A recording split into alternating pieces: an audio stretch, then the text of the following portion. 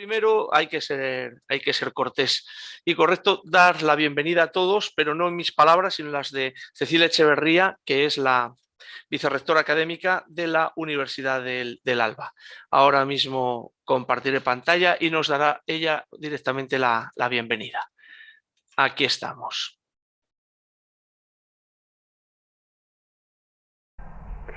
Hola a todos, soy Cecilia Echeverría, vicerrectora académica de la Universidad del Alba. Les quiero dar la más cariñosa bienvenida a este Congreso CUICIT. Es muy importante para nosotros participar en él, ya que nuestra nueva universidad se desarrolla y progresa en el ámbito de la investigación. En su historia, la Universidad del Alba viene de la Universidad Pedro de Valdivia y ahí hemos tenido un desarrollo incipiente en investigación.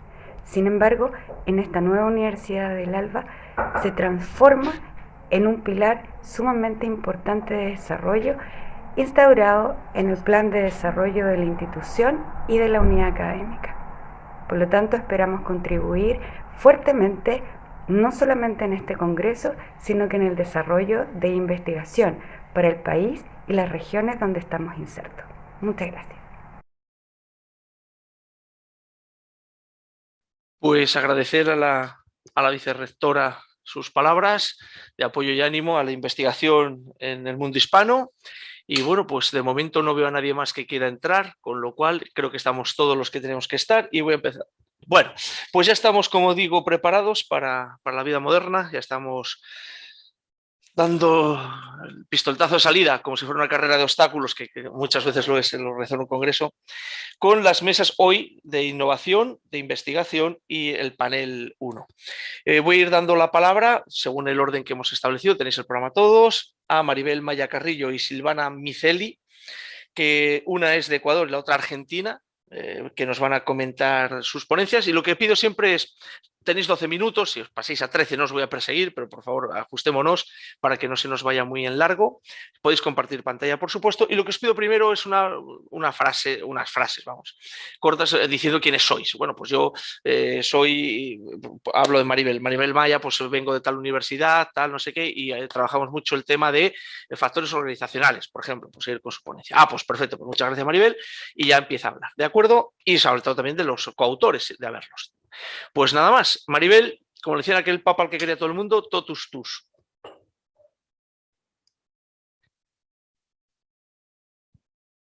Maribel, eso es. Listo. Gracias. Ahora sí, no encontraba el micrófono, lo siento. Bueno, muy buenos días. Ahora yo les saludo desde Ecuador. Como nos acaba de comentar, mi nombre es Maribel Maya. Soy docente de la Universidad de las Fuerzas Armadas en la ESPE, una de las principales universidades acá en mi país. Y pues estoy haciendo mi doctorado en la Escuela Politécnica Nacional, que sobre temas de capacidad de innovación y la identidad social de los fundadores de empresas, como un análisis de cuál es la relación de la identidad social y las capacidades de innovación en las organizaciones y cómo se puede fomentar y mejorar este contexto. En relación a lo que acabo de mencionar, mi trabajo de investigación, ahora no sé si está en pantalla completa. Ahora lo ven en pantalla completa, por favor. Ok. Ahora sí. Perfecto. Sí, es que estaba a medias. Muy bien, mi trabajo de investigación, básicamente este trabajo de investigación que he presentado en el CUICIT 2021 y que me han dado la oportunidad de presentarlo, pues básicamente es los factores organizacionales y tecnológicos que integran la capacidad de innovación en las empresas. ¿Por qué este tema de investigación o por qué este enfoque? Básicamente la capacidad de innovación se ve desde muchas aristas, desde muchos ejes. Sin embargo, hay muchos modelos en donde no se determinan de manera apropiada elementos tanto organizacionales como tecnológicos. En ocasiones se analizan solo los elementos organizacionales, en otros solo los tecnológicos, y es por eso que hice una exhaustiva revisión bibliográfica para determinar desde distintos enfoques y de distintos autores y estudios empíricos para obtener información de estos factores. Como les comentaba, bueno, es importante también comentarles que yo estoy bajo la dirección de la doctora Valentina Ramos, que es graduada allá en Portugal, también en temas organizacionales, y pues hemos decidido trabajar en estos temas. Como todos sabemos, el tema de innovación a nivel de las pequeñas y medianas empresas se ha convertido en una de las principales estrategias de ventaja competitiva, debido a la necesidad de cambiar, de adaptarse, de mejorar procesos, procedimientos, productos que permitan introducirse de manera exitosa dentro del mercado y así también puedan dinamizar su actividad empresarial y en ese entorno también apoyar al desarrollo económico de sus regiones. Es por eso que la innovación ahora ya se la considera no como una actividad en sí o un proceso aislado dentro de las empresas, sino se convierte en un proceso evolutivo dentro de estas organizaciones con la finalidad de adaptarse a los cambios y esa adaptación de cambios generen las cosas nuevas o mejoren las cosas existentes dentro de las organizaciones, específicamente en productos y procesos, y estos permitan lograr un crecimiento. Dentro de esto se puede determinar que la innovación está alineada o se puede considerar como una capacidad organizacional. ¿Pero qué es una capacidad organizacional? Entendiendo a esta como la manera o el conjunto de habilidades y destrezas que tiene una organización para coordinar y combinar tanto los recursos como los elementos internos de la organización con la finalidad de establecer mecanismos de acción que mejoren esta actividad empresarial. Por eso se dice que la innovación se considera una capacidad organizativa por un acto que despliega recursos con la finalidad de crear valor. ¿Y qué es el valor? Todas las organizaciones tienen que crear valor para que puedan ser acogidas dentro de una industria, competir dentro de una industria y así también hacer que se sientan satisfechos o superar las expectativas tanto de sus clientes como también de sus inversionistas o de los accionistas que pertenezcan a estas organizaciones. En ese contexto, entendiendo que la capacidad organizativa es ese conjunto de habilidades y destrezas que combina y analiza recursos, pues podemos hablar ahora sí de lo que es una capacidad de innovación, porque se dice que no hay innovación si no existe una capacidad desarrollada, es decir, una habilidad que permite implementar innovación en las organizaciones. ¿Pero qué es la capacidad de innovación? La capacidad de innovación se la define básicamente como esa capacidad de transformar continuamente el conocimiento y las ideas en nuevos productos, procesos y sistemas en beneficio de las empresas y sus grupos de interés. No hay un consenso universal en cuanto a la definición de la capacidad de innovación. Unos se enfocan al área tecnológica, otros se enfocan al área organizacional, otros se enfocan a los resultados o al desempeño innovador. Sin embargo, casi todos estas definiciones, estos conceptos se alinean a que el conocimiento es la base para la generación de nuevos productos o nuevos procesos. Para definir o para saber cuál es la teoría que sustenta las capacidades de innovación, está la teoría de las capacidades de los recursos. Se dice que cada organización o cada empresa varía dependiendo de las capacidades, los recursos con los que dispone. Entonces, los recursos por sí solos no generan cambios en la organización ni las capacidades por sí solas. Entonces, aquí se requiere una combinación de estos dos elementos para generar procesos distintivos o cambios dentro de la organización. Pero dentro del análisis conceptual o teórico, en este caso, de las capacidades de innovación, no solo la teoría de las capacidades de recursos que se sustentó en Penrose a manera interna de las empresas, en se identificó que internamente no era el único mecanismo en el que se permitía generar innovaciones en las empresas. Por lo tanto, se crea o se alinea la capacidad de innovación a los enfoques de las capacidades dinámicas.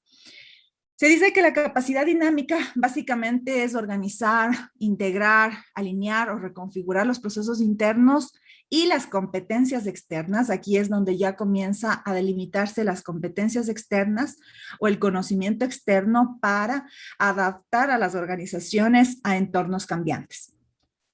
De allí surge básicamente los enfoques de la capacidad de innovación que se dice que la capacidad de innovación, medirla o evaluarla en un contexto tangible es bastante complejo, ya que por sí la capacidad de innovación es intangible.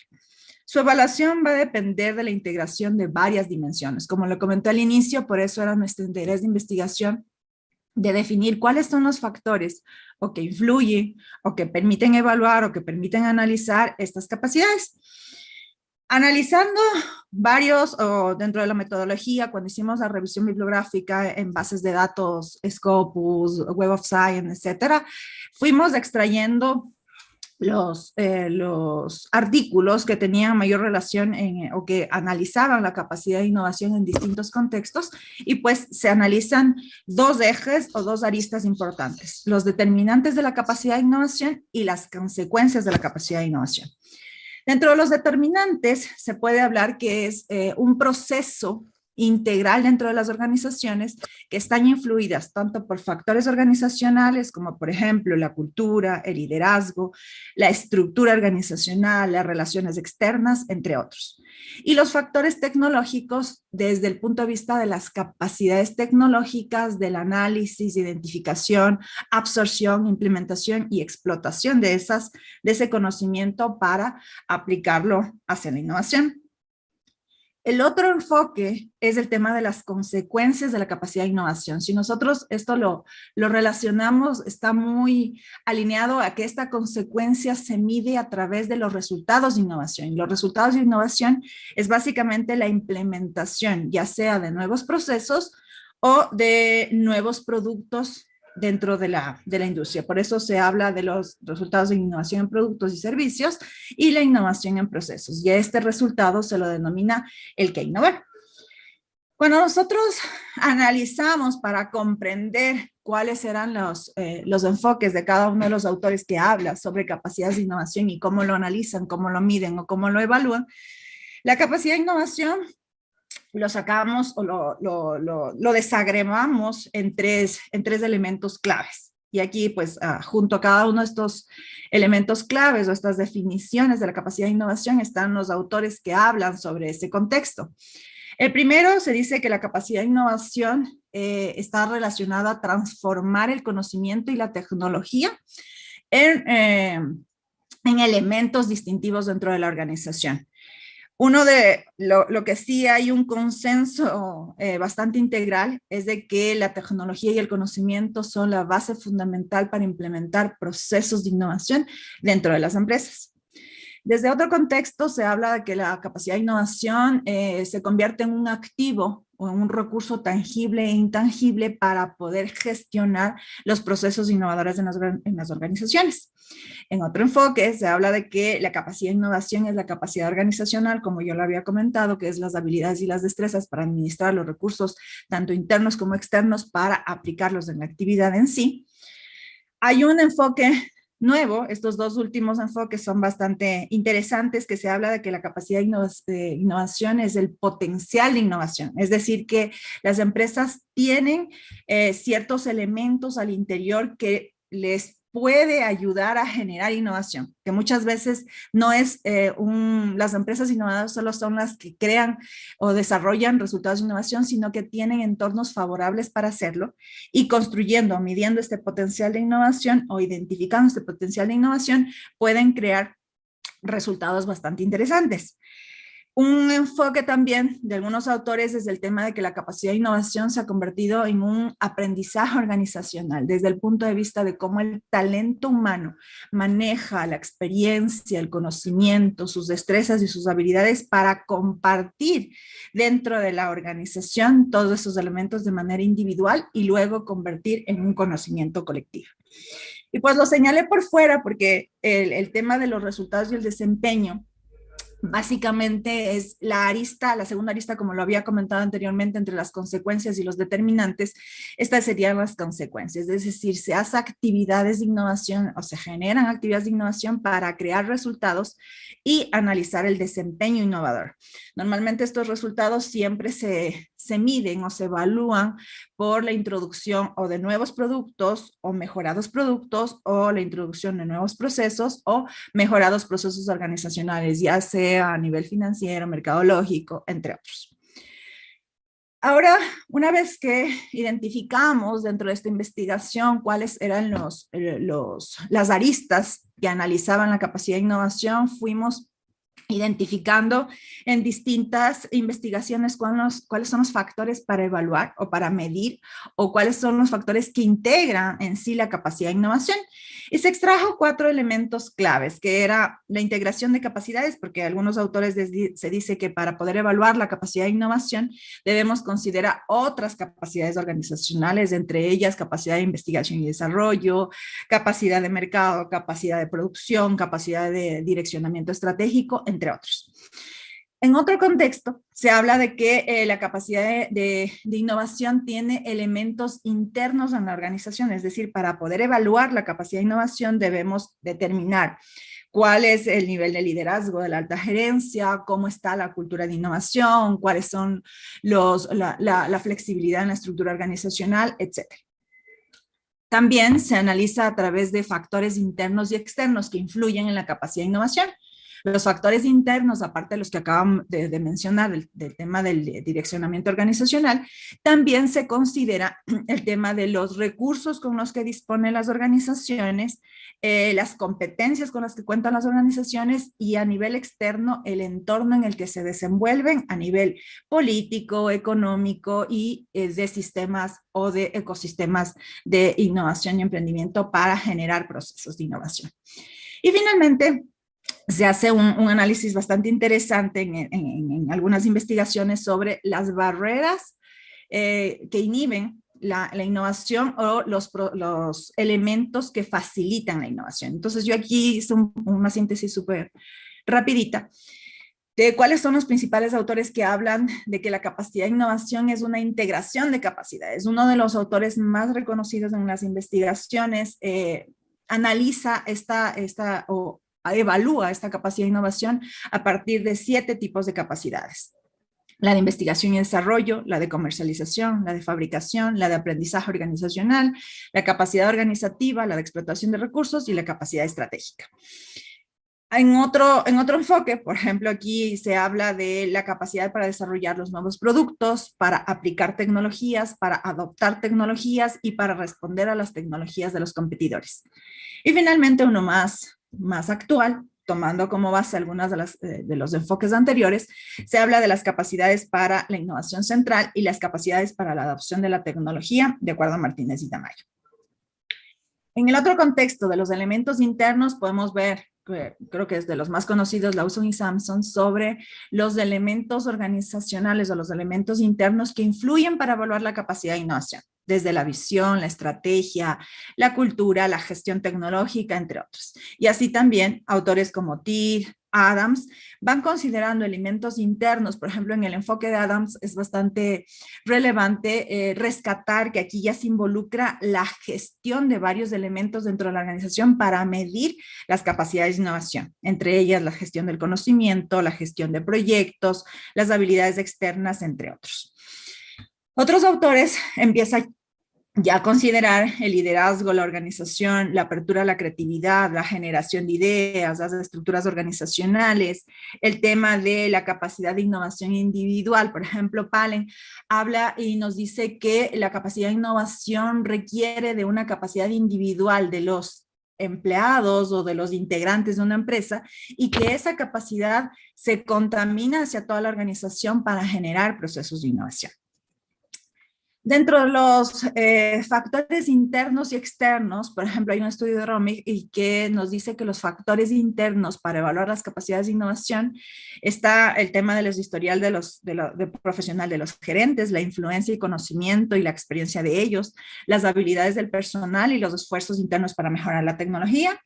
Y por los factores externos se habla de la intensidad de las redes de colaboración, las ventajas relacionadas a las redes de colaboración y recibir soporte institucional.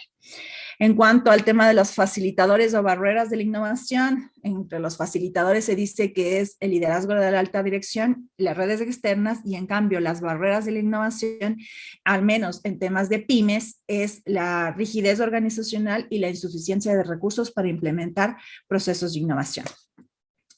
Si nosotros todo lo que acabo de comentar lo vamos integrando en la dimensión organizacional y en la dimensión tecnológica, pues la dimensión organizacional son esos factores internos que destacan la visión específica de la innovación, se sustenta en el principio de la racionalidad limitada para la toma de decisiones y la importancia de la cultura, la planificación estratégica, la influencia de la estructura organizacional, el liderazgo y las rutinas organizacionales para la generación de innovaciones. Entre los factores más comunes para poder analizar esta dimensión está el tema del liderazgo, la estrategia, la estructura, la cultura, los procesos y los recursos humanos, los cuales se los puede denominar de manera integral como la dimensión organizacional que va a permitir evaluar o medir la capacidad de innovación. A nivel de la dimensión tecnológica, dentro de la investigación empírica identifica dos dimensiones asociadas a la capacidad. Dígame. Maribel, perdona, un par de minutos más y vamos terminando. Un minuto más. Okay. Ya termino. Es la última lámina. ¿Okay? La investigación empírica, pues básicamente la capacidad de innovación dentro del enfoque tecnológico, se habla de las capacidades para la creación del conocimiento interno y las capacidades para la adopción externa de tecnologías para la innovación. El desarrollo de estas capacidades tecnológicas básicamente es el resultado de las inversiones realizadas por las firmas o por las empresas de estímulos internos y externos y de otros agentes, tanto privados como públicos, para adquirir ese conocimiento y aplicarlo en la empresa. La acumulación de conocimiento juega un papel importante en la innovación. Con un bajo nivel de conocimiento, la empresa no es capaz de internalizar y explotar el conocimiento externo. En resumen, y para finalizar en este corto tiempo, básicamente se dice que la capacidad de innovación, al ser un elemento fundamental para el desarrollo de ventaja competitiva, requiere ser analizado desde un enfoque integral, considerando dimensiones organizacionales y dimensiones tecnológicas sustentados en el conocimiento para aplicar y desarrollar productos nuevos, procesos nuevos o mejorados y significativamente relevantes para el mercado. Muchísimas gracias. Muchas gracias, Maribel. Interesante ponencia. Además, tocas temas que en nuestro caso son importantes, como es el tema del liderazgo, el tema de, bueno, el saber calcular y medir tiempos. Bueno, muy interesante. Si quieres, Maribel, si te parece, cuando el resto de tus compañeros presenten su ponencia, pasaremos a plantear preguntas o dudas que nos hagan por el chat. ¿Te parece? Listo, con gusto. Ok, pues muchas gracias. Vamos a pasar entonces a darle la palabra a Raquel Ibar, si no me equivoco, ¿no, David? Va a hacer las presentaciones de los ponentes la coordinadora general del Congreso, Almudena Barrientos, que se ha adelantado a mi presentación porque he dado yo la bienvenida como director de Congreso, es protocolo. Qué menos, y ahora, ¿no? Qué menos. Y ahora como director, claro, tenía que dar yo la bienvenida, ahora ya cedo los bártulos a la coordinadora general del Congreso, verdadero alma mater, que quiere decir madre nutricia, alma mater, en latín es alma nutricia, de este Congreso. Almudena Barrientos, compañera de la Facultad de Ciencias de la Información y de Departamento en la Complutense, y ya se ha presentado ya sola directamente con la intervención. Ha dado los criterios de, vamos a hacer después, cuando acabemos un poco, digamos, las áreas grandes, los debates que van a suscitarse con ideas cruzadas, o como se dice en marketing, venta cruzada, ¿no? En el sentido de que una idea y otra acabarán llevando con hegelianismo puro, tesis, antítesis, una síntesis enriquecedora. Y ahora cedo la palabra ya a Almudena para que nos presente a la siguiente Para presentar ponente. Y para recordarles a todos que en YouTube, además no hace falta ni pasar enlace, simplemente poniendo Quizid 2021 te salen las dos aulas en YouTube para vuestros amigos, compañeros, colegas que quieran también escucharos o formar parte del Congreso y poder plantear preguntas, ¿vale? Pues sin más pasamos con la ponencia de Raquel Ibar Alonso. ¿Está Raquel? Hola, está Mari Carmen, que soy su compañera y coautora. Perfecto, Mari Carmen. Y Raquel se conectará en unos segundos porque ha tenido ciertos problemillas de conexión, pero... Perdón, va Silvana Miceli. Ahora, perdóname, en la mesa de innovación 1 va Silvana. Ah, venga, vale. En la 2, Ibar. Sí, Silvana Perfecto, Miceli, perfecto. perdona. Silvana, pues Disculpa, después simplemente. ya viene Y entonces ya ahí Mari sí, Carmen. ahí viene Raquel O Ibar sea que vamos Alonso. con retraso, ¿no? Vale, Sí, Pero un nada, poquito, pero nos ha vamos prometido Silvana que va a tranquila ser que yo ahora rápida. corto. Voy a cortar. de acuerdo. Vale, Aquí está el reloj. ok. Pues Hola, buen Silvana, cuando día quieras. desde Buenos Aires. Yo soy Silvina Micheli y me va a acompañar en la exposición Ángela Corengia, con quien escribimos también la ponencia, y con Ariana de Vicenzi. Ángela, si querés empezar mientras voy poniendo la presentación. Sí, bueno, muy buenos días o buenas tardes. Acá es buenos días a todos y a todas. Mi nombre es Ángela Corengia, soy doctora en educación y actualmente soy la secretaria académica de la Escuela de Educación de la Universidad Austral. Y bueno, tengo un equipo de investigación.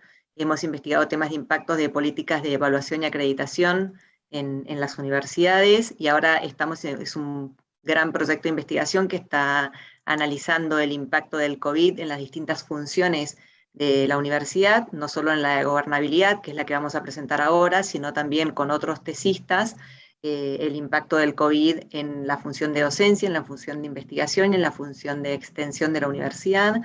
Sil, ¿te querés presentar vos? Bien, bueno, buenos días, buenas tardes. Yo soy Silvina Micheli, estoy trabajando con Ángela y con Ariana en estas temáticas. Como nos comentó Maribel, yo también soy doctoranda, mi directora de tesis es Ángela. Así que bueno, nada más. Bueno, un breve memento a Juan Carlos del Bello. Juan Carlos del Bello es un gran referente en temas de política educativa desde la gestión y desde la investigación.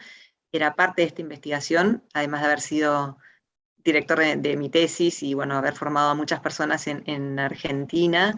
Él falleció el 16 de julio repentinamente, pero bueno, es parte de esta investigación y lo tenemos especialmente presente en este momento. Como les dije, este proyecto forma parte de un proyecto financiado por el concurso interno de proyectos de investigación científica de la Universidad Austral, y el nombre es Universidad y Cambio Organizacional ante los desafíos de la pandemia. Miramos un poco el impacto que sabemos que ha tenido esta pandemia en diversos aspectos, tanto de los, digamos, no solo en el mundo universitario, sino en todos los niveles educativos, pero nosotros estamos poniendo el foco en el impacto en la universidad. Y estos impactos cuestionan, ¿no?, a la universidad sobre su organización, su forma de gobernanza, la distribución de función y de poder entre los actores, de qué manera se ha ido dando respuestas a las diferentes demandas y nuevas demandas que surgieron a partir de este fenómeno mundial.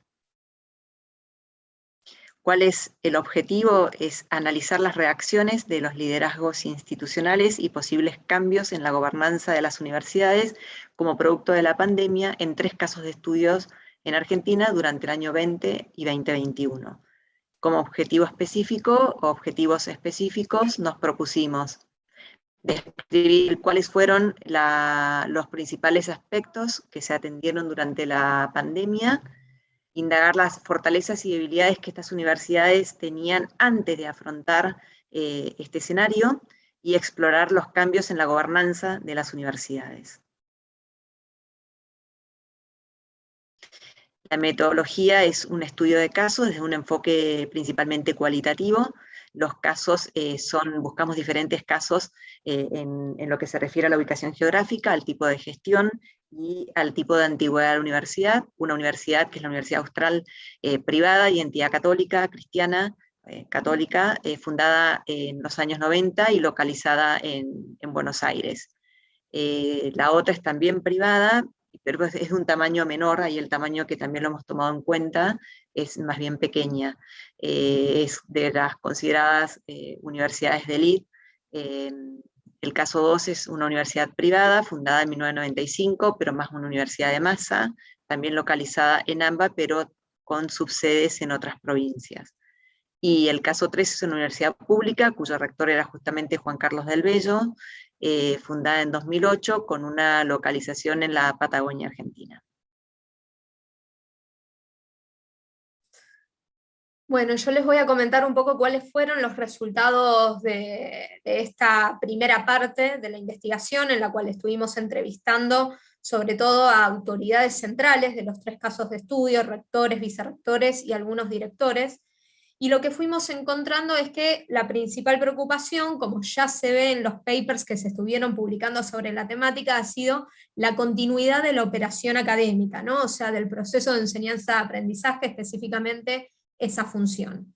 Frente a este escenario, que aproximadamente febrero, marzo 2020, acá en Argentina fue en marzo, comenzó a regir, tuvimos algunos desafíos iniciales.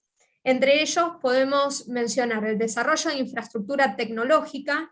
No todas las universidades estaban preparadas para que todas las carreras pasaran a la virtualidad. Esto implicó una inversión importante en diferentes tipos de infraestructura, tanto hard como todo lo que es el software. Después, por otro lado, la capacitación docente en el uso de plataformas y herramientas digitales en tiempo récord. Acá uno de los entrevistados de uno de los casos lo que comentaba es que al principio se puso todo el enfoque en lo que es la capacitación técnica, aprender a usar Zoom, aprender a usar Meet, todas las plataformas, recursos didácticos, pero lo que se empezó a mencionar es que una vez que los profesores tuvieron esas capacidades técnicas, tuvimos que empezar a trabajar en todo lo que es la capacitación pedagógica, ¿no? O sea, que no sea una virtualidad de emergencia, sino cambiar de modalidad de enseñanza. Por otro lado, tenemos la contención emocional de estudiantes, que tuvimos que dar los docentes y personal directivo, pero a la vez tanto docentes como personal no docente estábamos viviendo el mismo proceso, entonces se dio como una especie de feedback continuo entre unos y otros actores para poder sostenernos. Y por último, la organización del trabajo administrativo en modalidad remota dentro de las universidades fue otra de las cuestiones a tratar. Y entre paréntesis, acá en Argentina también tuvieron mucho peso los sindicatos al momento de establecer las nuevas condiciones laborales, ¿no? Sobre todo los sindicatos de las universidades públicas. Ahora bien, en fortalezas y debilidades. En los 3 casos encontramos que entre las fortalezas ya contaban con existencia de equipos de educación virtual. Acá tenemos que en Argentina en 2017 la CONEAU, que es la Agencia de Acreditación y Evaluación Universitaria, empezó a trabajar con las universidades en sistemas de educación a distancia, los SIED, los llamamos nosotros. Entonces, todas las universidades ya contaban con un sistema. Además, fue muy importante la conciencia de la misión institucional y de planes estratégicos que ya estaban fortalecidos. La conciencia de la misión institucional es como que da una guía, un norte a las universidades, al personal, en una época de incertidumbres, de desaciertos. Y por otro lado, la consolidación de planes estratégicos también nos ponía esa guía hacia dónde ir más allá de la pandemia. Y por último vamos a hacer referencia al personal de soporte, asesores pedagógicos, tutores de iniciación y todo tipo de personal que fue ayudando a los actores que estaban en el centro de la tormenta como alumnos y profesores. Ahora bien, en debilidades tenemos que la diversidad al interior de la institución universitaria propia de cada universidad, porque es parte de su naturaleza, fue una debilidad por las características distintas que caracterizan a cada unidad académica. Entonces no era lo mismo lo que pensaba una unidad académica sobre el aporte de la virtualidad de lo que podía pensar otra. Después tenemos resistencia al cambio por parte de algunos profesores diciendo que estábamos solo en una etapa, que la educación virtual no era educación en sí misma, y por otro lado, deficiencia de estructuras tecnológicas. Podíamos tener sistemas de educación a distancia, pero como veníamos comentando, en algunas universidades faltaba un sistema de gestión de educación virtual unificado, por ejemplo, o se tuvo que llevar a una potencia para la cual no estábamos preparados. Y por otro lado tenemos cambios en la gobernanza de las universidades, acá les puse varios actores. En el centro de la escena vimos que fue muy importante la figura de los rectores y autoridades centrales, estos liderazgos institucionales que tuvieron que tomar decisiones en tiempo ágil, pero a la vez esas decisiones que fueran consensuadas. Surgieron con mucha fuerza las áreas de innovación, las áreas de calidad educativa también para ir midiendo el ritmo, la temperatura de forma constante e ir haciendo cambios en el momento. Después, por otro lado, como les veníamos comentando, asesores pedagógicos, articuladores de las diferentes unidades académicas y estos nuevos actores, y lo que llamamos también profesores a cargo de módulo o tutores para dar soporte tanto a profesores como a alumnos. Como podemos ver, todos estos actores además fueron cambiando el peso que venían teniendo antes de la pandemia y que empezaron a tener a partir de la pandemia. Ahora bien, ¿cómo se combinan en la toma de decisiones los procesos de descentralización y centralización? Cada uno de los casos estudiados, como después pueden leer en la ponencia, tenían diferente estructura de centralización y descentralización. Entonces, lo que comentaban los rectores en todos los casos, más allá de las características, era la necesidad que se tenía de poder combinar una centralización que permitiera una toma de decisiones ágil, pero a la vez consensuada con el resto de actores para que no haya bloqueos y para que se pueda sostener en el tiempo, ¿no?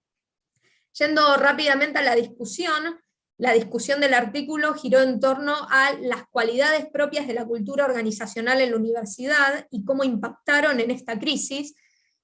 Para nombrar a uno de los grandes teóricos de la cultura organizacional en las universidades como Clark, él dice que hay dos grandes fuerzas dentro de las universidades que se contraponen. Una es la cultura de la disciplina, que es transversal a las instituciones, y otra es la cultura de la institución, que genera lealtad en el personal. Entonces aquí la cultura de la institución jugó muy fuerte, esa conciencia de la misión, para poder dar continuidad al vínculo pedagógico.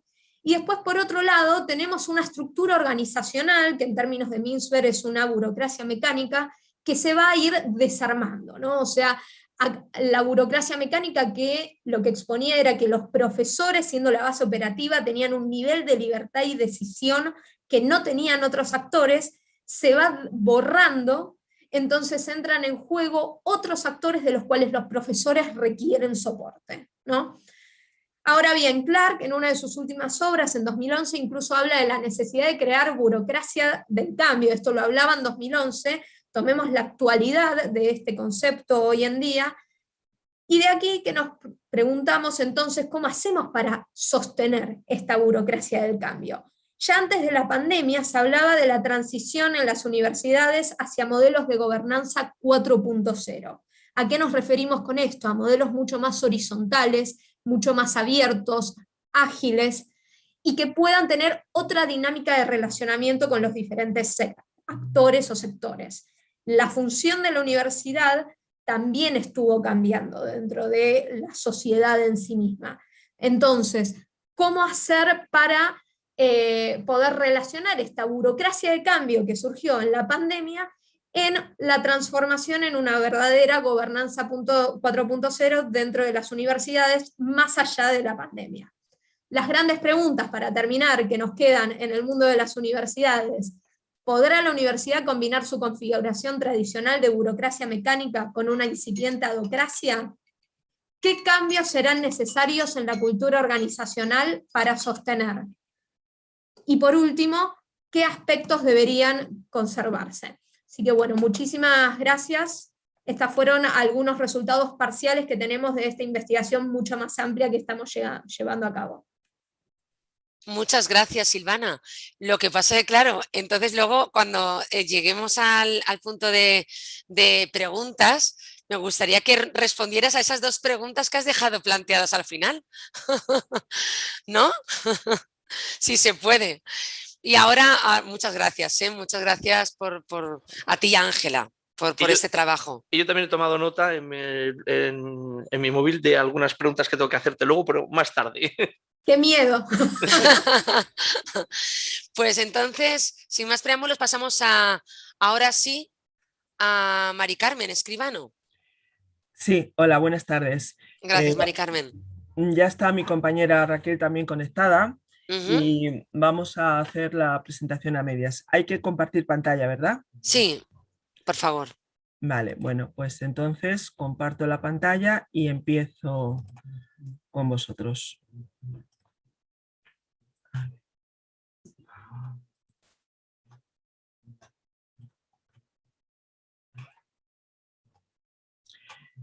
Ahora sí se ve, ¿verdad? Sí, ponlo en modo presentación.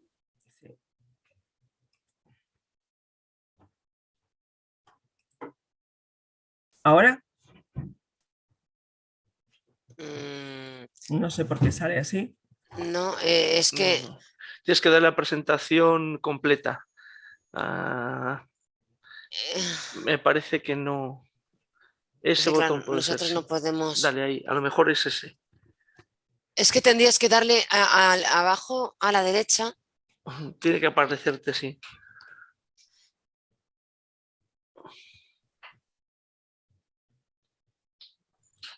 No, no me sale. Debe ser algo de Bueno, no importa, no importa, se ve controlador. perfectamente. Vas pasando diapositiva y ya está. Perfecto. Pues cuando quieras, Mari Carmen. Eso, Bueno, los 10 minutitos, ¿vale? buenas tardes a todos. En primer lugar, queríamos agradecer a los organizadores poder presentar este trabajo. Somos 3 personas las que lo hemos realizado y Raquel va a hacer una parte, yo voy a hacer la primera parte y Antonio, que también está aquí compartiendo, de la Universidad San Pablo CEU y de la Universidad Rey Juan Carlos. Esto es una pequeña estructura de cómo hemos localizado el trabajo. Hay una primera parte donde se ve un poco de historia, estado de la cuestión y tipos de evaluación, y la segunda parte que está más centrada en el estudio y análisis de la opinión en las redes sociales. En primer lugar, quería comentaros que la evaluación es tan antigua como la humanidad, porque las personas evaluamos y somos evaluadas continuamente en muchos ámbitos de nuestra vida y con distintos fines. Sin embargo, la evaluación no nació en el territorio de la educación, pero impactó tan fuertemente en el mismo que llegó a definir las condiciones de viabilidad del proceso educativo. Es a partir del siglo XX cuando la evaluación comienza a formar parte de la educación, con un desarrollo lleno de controversias y opiniones contrapuestas. La palabra evaluación en el diccionario tiene muchas acepciones y significados tan diversos como verificar, medir, valorar. Bueno, no los voy a leer todos, pero este conjunto de adjetivos desde una perspectiva educativa nos sugiere que tras la evaluación hay un amplio conjunto de posibilidades asociadas al conjunto de objetivos y finalidades que se deben concretar. Por lo tanto, la evaluación es una tarea difícil, controvertida y con mucha dificultad para los docentes. Debemos poner especial atención en la calificación, pero esta es el dato informativo que se transmite para la evaluación por comparación. No es evaluación. También es importante tener claro para pensar en los instrumentos de evaluación y calificación que estamos usando. En definitiva, para evaluar se deben tener claros los objetivos y las metas que se buscan, partiendo de características iniciales del contexto, del pasado, de las tareas que se realizan, el estilo docente o la participación en el proceso. Por lo tanto, son muy importantes tanto los criterios como los instrumentos de evaluación que faciliten esa información suficiente para que pueda ser analizada y valorada y para establecer esa calificación objetiva. Solamente deciros que algunos autores consideran que la evaluación se viene haciendo desde que tenemos razonamiento lógico en nuestra mente. Por ejemplo, se sabe que Sócrates y que otros maestros utilizaron en el siglo V a.C. una práctica oral selectiva de evaluación. También en China se realizaba una evaluación oral de funcionarios en el siglo II a.C. o en la Universidad Medieval, donde todos hemos oído hablar de la disputatio. Otro ejemplo puede ser el test que se aplicaba en 1845 en Estados Unidos para medir el rendimiento, o las comisiones que evaluaban los servicios públicos en Inglaterra. Lo cierto es que el concepto de evaluación ha ido cambiando a lo largo del tiempo y también las diferentes conceptualizaciones y características que han dado lugar a las diversas teorías y generaciones de evaluación. Así, la primera evaluación se llama a la que es anterior a 1930, donde la medición se antepone a la evaluación, la segunda que está comprendida entre 30 y 57, y en la tercera que va desde 1957 hasta 1973, donde se comienza ya a utilizar la evaluación para tomar decisiones que favorezcan la mejora de la enseñanza. Es en el último cuarto del siglo XX, con la denominada cuarta generación, cuando entra en boga el positivismo y el constructivismo educativo. A partir de este momento, la evaluación educativa es una de las partes fundamentales de la educación y con el cambio al siglo XXI se entraría en lo que se llama ahora mismo la quinta generación, con la evaluación ecléctica de la enseñanza. Realmente, en los últimos años hemos asistido a numerosos y diferentes propuestas e intentos de cambio en relación sobre todo con el currículum. Sin embargo, las cuestiones relativas a la evaluación siempre han quedado en un segundo plano. Es difícil entender un cambio en la educación sin cambiar los sistemas de evaluación y la regulación de estos procesos de enseñanza y aprendizaje. La evaluación es una de las partes más importantes de estos procesos, ya que determina todas las demás acciones. La evaluación es uno de los instrumentos más poderosos con los que cuenta un profesor. Por eso, según el uso que se le dé en el aula, se puede convertir en un instrumento a favor del aprendizaje o en un arma como medio de presión sobre el alumno. El modelo tradicional volcaba gran parte de la autoridad en el aula sobre este arma, pero el modelo actual, al no tener este carácter sancionador, obliga al profesor a basar su autoridad en otros valores. Es generalizado el problema entre los docentes de considerar la evaluación como separada del proceso de enseñanza-aprendizaje y es como un acto independiente al final del proceso. Sin embargo, la evaluación debe ser algo productivo y una parte integrante del currículum. Es decir, es una vía de aprendizaje que supone la necesidad de compatibilizar los procesos evaluativos con los objetivos, los contenidos y la metodología, teniendo en cuenta las competencias. El hándicap que presenta hoy en día la diversidad del alumnado obliga a cambiar la visión tradicional de la evaluación, en la que los instrumentos utilizados eran comunes a todos los alumnos.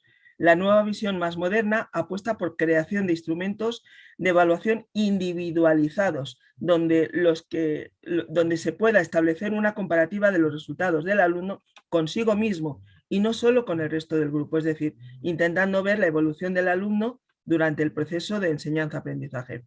Además, hoy en día existen aún más complicaciones respecto a la evaluación de los aprendizajes. Hasta este siglo XXI siempre se había pensado en forma general en evaluaciones y enseñanza presencial. Sin embargo, hoy en día, con la digitalización y el uso de plataformas virtuales que ofrecen la posibilidad de realizar pruebas de evaluación a distancia, se ha añadido la dificultad de comprobar si en estas pruebas individuales es el alumno el que responde o se ayuda de profesores o compañeros. Esta primera parte termina con los tipos de evaluación, donde no me voy a entretener porque si no nos comemos el tiempo, y solamente deciros que dependiendo del criterio que utilicemos, así vamos a tener una categorización u otra. Si nos referimos al momento de realización, pues está la inicial, la procesual o la final, y si lo tenemos en términos de las personas que intervienen, pues está la heteroevaluación, la autoevaluación o la coevaluación como ejemplo. Y le doy paso a mi compañera Raquel para presentar la segunda parte. Gracias, María Carmen. Bueno, pues en este contexto se lleva a cabo un estudio para identificar el entorno y el sentimiento con el que se escribe en redes sociales cuando se habla de evaluación. Para ello, se han descargado 35.422 tweets escritos en lengua inglesa y que utilizan en el texto las palabras evaluation y evaluated.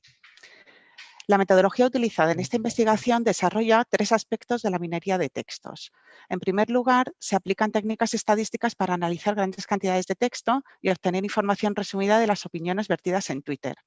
En segundo lugar, se realiza un análisis de sentimiento para identificar el estado de ánimo y la emoción que predomina en las redes sociales cuando se trata el tema de evaluación en el sentido amplio. Finalmente, se ha llevado a cabo un análisis clúster para obtener los grupos homogéneos de los tweets según el sentimiento y la emoción expresada. En la nube de palabras que tenemos a la derecha, se puede observar que recoge las 300 palabras más frecuentes en los tweets. Hemos quitado evaluation y evaluate, ya que forma parte del criterio de búsqueda inicial y aparecía en todas ellas, evidentemente. Se observa que las palabras más utilizadas en este ámbito son amp y like. Palabras de naturaleza muy diferente. Una se utiliza para comparar situaciones y la otra son unas siglas que relacionan la evaluación con la tecnología. En un segundo lugar de importancia, podemos ver que aparecen palabras como traducidas al español necesito, gente, tiempo, obtener, solo, seguidas de pensar, datos, conocimiento, bueno, nuevo o ver, entre otras que podemos observar. El uso de estas palabras en el contexto analizado da a entender que las redes sociales consideran la evaluación como una herramienta para comparar, en la que se utiliza tecnología y que afecta a las personas. También se debate sobre la necesidad y el tiempo en relación al conocimiento.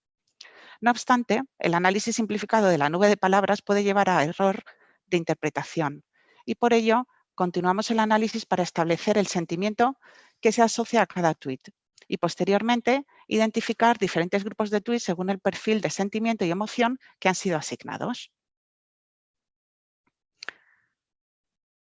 Sí, pasa, María Carmen. Gracias. En la muestra extraída hemos observado que predomina el sentimiento positivo frente al negativo y que las emociones dominantes son la confianza y la anticipación frente a las demás emociones. Vemos que el sentimiento que menos se genera en este contexto es el disgusto. Pues hemos seguido adelante y hemos realizado finalmente el análisis clúster jerárquico en el que se han identificado 3 grupos. El grupo 1, que es el grupo optimista, está formado por los tweets que expresan un sentimiento positivo, junto con las emociones de anticipación, alegría y confianza. Un segundo grupo, el grupo neutro, que está formado por mensajes que no expresan sentimientos cuando se habla de evaluación. Mientras que el grupo pesimista, el tercer grupo, se caracteriza por el predominio de un sentimiento negativo, emociones de enfado, disgusto, temor y tristeza. Los 2 grupos que expresan emoción, el 1 y el 3, muestran por igual sorpresa, aunque con un valor no demasiado alto, por eso no ha sido destacado. Si analizamos las palabras más frecuentes utilizadas en cada uno de los grupos, se ven que los grupos 1 y 3 hacen referencia a la tecnología, pero entre ellos hay diferencias importantes. En el grupo 1 se ve que se hace referencia a los datos y a la investigación, mientras que el grupo 3 tiene muy presente a las personas, la comparación y el conocimiento. Se puede percibir que los tweets del grupo 1 son más impersonales que el grupo 3. Y mientras tanto, en el grupo 2 se intuye un tratamiento de la evaluación mucho más objetivo, en el que se utilizan términos más especializados. Y bueno, como conclusión de toda la investigación, pues podemos decir que la evaluación es un instrumento necesario en el aula que ha de evolucionar y adaptarse con el paso del tiempo. La recogida de información de cada alumno para valorar el grado de conocimiento que ha alcanzado en una asignatura ha de tener en cuenta los instrumentos de medida que se utilizan. Las redes sociales, como reflejo de la sociedad, entiende la evaluación como un concepto que está relacionado con las personas, la tecnología y que se utiliza para comparar situaciones. Además, se percibe un sentimiento negativo con emoción de enfado, disgusto, temor y tristeza cuando la evaluación se utiliza en el contexto cercano al individuo. Y sin embargo, se intuye un sentimiento positivo con emociones de anticipación, alegría y confianza cuando esta evaluación está relacionada con los datos y la investigación. Se ha detectado otro grupo de comentarios que no expresan sentimiento, que se enmarca en un entorno profesional y se alejan totalmente de la terminología más cercana a las personas. La percepción de la evaluación en el ámbito de la educación está relacionada con el individuo, por lo que se identifica con el grupo pesimista, el grupo 3 que hemos encontrado entre nuestras redes sociales. Por ello, pensamos que el profesor debe hacer un esfuerzo por desvincular la evaluación del sentimiento negativo percibido por el alumno y utilizar los instrumentos adecuados para tener éxito en la medida de su aprendizaje. La propuesta de mejora en el sistema de evaluación que realizamos en esta investigación es poder clasificar a cada alumno en función de la percepción que tiene de la evaluación, para así utilizar las herramientas más adecuadas en cada caso. Es importante tener en cuenta el sentimiento y las emociones con las que el individuo se enfrenta a ser evaluado, para que el resultado final sea objetivo y mida los conocimientos del alumno sin que éste sea perjudicado por su predisposición personal hacia la misma evaluación. Bueno, pues muchas gracias y estamos a disposición de cualquiera de los congresistas para responder las preguntas oportunas. Gracias, Raquel. Muchas gracias, Mari Carmen. Pues sí que hay preguntas. Bueno, saludo también al señor que acompaña a Mari Carmen. Antonio Franco. Hola. Pues nada, hay preguntas ya en el chat, pero vamos a pasar, con vuestro permiso, a presentar a Ana Pérez Porras. No sé si está, Ana. Sí, ¿me escucháis? Sí, ahora sí, y ahora te vemos también, Ana. Pues cuando quieras. Estupendo. Bueno, voy a intentar ser... ya me escucháis bien. Voy a intentar ser breve. Mi ponencia es muy distinta a las de mis compañeros anteriores, pero bueno, es sobre literatura inglesa y versiones musicales. Y bueno, en primer lugar, pues quería agradecer a la organización del Congreso toda esta labor que está realizando. Yo el segundo año que participo. Y bueno, yo pertenezco a la Universidad de Granada y llevo muchos años investigando sobre la escritora Emily Brontë, no sé si la conocen ustedes, que es la autora de Cumbres Borrascosas, y bueno, y toda su diseminación cultural brontiana. Voy a compartir, ¿estoy compartiendo pantalla ya? Sí, ahora ponle en modo presentación. De acuerdo. Pues, No, todavía no estás compartiendo ¿no? pantalla, no. Un Está todavía momentito. Raquel Ibar. Tiene que salir Raquel Ibar. De Ah, acuerdo. pues es verdad, tienes razón. Tienes toda la razón. Normalmente Ahora sí. a veces. Esto, Tantas que la excepción no cuenta. Ya. a ver. A ver, Ana, ahora te vemos muy grande, muy guapa, pero no hay ninguna presentación. Vale, ¿ya puedo? Vale. Sí, ya puedes compartir pantalla. Vale, de acuerdo. Comparto. Es que estoy más familiarizada con Google Meet. De acuerdo, ya, perfecto. Bien. Pues Perfecto, bueno, ahora sí. estaba diciendo que muchísimas gracias a todos y quería también agradecer su labor a Vicenta Gisbert, que es compañera vuestra, me imagino que también pertenece al comité organizador del Congreso, que ha sido muy amable en todos los emails. Bueno, Sí, ya, sí que lo es. Sí que Sí lo lo es. es, me detengo. Bien, la escritora inglesa Emily Bronte ha sido objeto de numerosas investigaciones que han... Perdón, ay, disculpa un momento. La escritora Emily Bronte moría a la edad de 30 años en 1848, un año después de la publicación de su única novela, Wuthering Heights, sin haber disfrutado del reconocimiento de la crítica de su país. Cuando se publicó, la novela no fue en general bien aceptada por la sociedad victoriana inglesa, cuyas normas del decoro, pues, salvando la distancia histórica, tenían bastante en común con las de la dictadura. Según Pajares Infante, pues se consideró una novela desagradable, ruda, de personajes diabólicos, pasiones violentas, cruel y por ende inmoral. La reacción que los críticos pues tuvieron fue de gran asombro, de una perplejidad absoluta ante el espectáculo de una historia de amor tan apasionada que al parecer rebasaba los límites impuestos por la moral ortodoxa reinante en la época victoriana. Se ha mantenido la creencia de que Wuthering Heights fue ignorada por la crítica contemporánea, lo cual no es verdad. Lo que sí se puede deducir en relación a las críticas es que sin duda causó una profunda sensación de asombro e incertidumbre. Como metodología para este trabajo, parto del estudio de Stallman en su obra Bronte Transformations, The Cultural Dissemination of Jane Eyre and Wuthering Heights. En esta diseminación cultural brontiana, Stallman plantea cómo el lector, influido por la obra o la biografía de Emily Bronte, se convierte en autor y crea productos que pertenecen a diferentes categorías estéticas y discursivas: cine, literatura, radio, teatro, obras pictóricas o radiofónicas. El concepto de diseminación cultural implica la introducción de un nuevo autor en la estructura circular de la creación literaria, quien lleva a cabo versiones de diversa índole, influidas o basadas en la obra modelo. Esta diseminación cultural está fundamentada en la estética de la recepción, que muestra de qué manera la recepción y posterior remodelación de una obra literaria toma diversas formas estéticas en diferentes generaciones, desde versiones musicales hasta reescrituras literarias. Se trata, por tanto, de que los docentes en el aula exploren el impacto cultural que Emily Bronte y su obra han tenido en los receptores a través de épocas y contextos socioculturales diversos. Las versiones musicales basadas en obras literarias proporcionan un corpus de estudio que debe ser considerado por la investigación filológica. Emily Bronte satisface su deseo de la creación literaria a través de la construcción imaginaria de la ficción novelesca. La novela relata la pasión pasional de Catherine y Heathcliff, la relación pasional. Precisamente este personaje, Heathcliff, huérfano de origen desconocido, tratará de vengarse de la sociedad clasista que se ha atrevido a excluirle. Este siente que Catherine lo ha rechazado por su posición social y tras 3 años volverá para vengarse de quienes lo humillaron. Durante 3 años de ausencia, el personaje será capaz de ascender social y económicamente, aunque el lector nunca llegará a conocer el modo en el que lo logra. El villano logrará llevar a cabo su venganza, aunque también sufrirá por el fallecimiento de Catherine. El principal objetivo de este trabajo es proponer el estudio de la temática de Wuthering Heights y diversas reescrituras musicales en las asignaturas de literatura inglesa. Así pretendo defender la idea de que únicamente los estudiantes no deben analizar pues, la obra brontiana, sino también sus reescrituras, ya que estas forman parte de la diseminación cultural.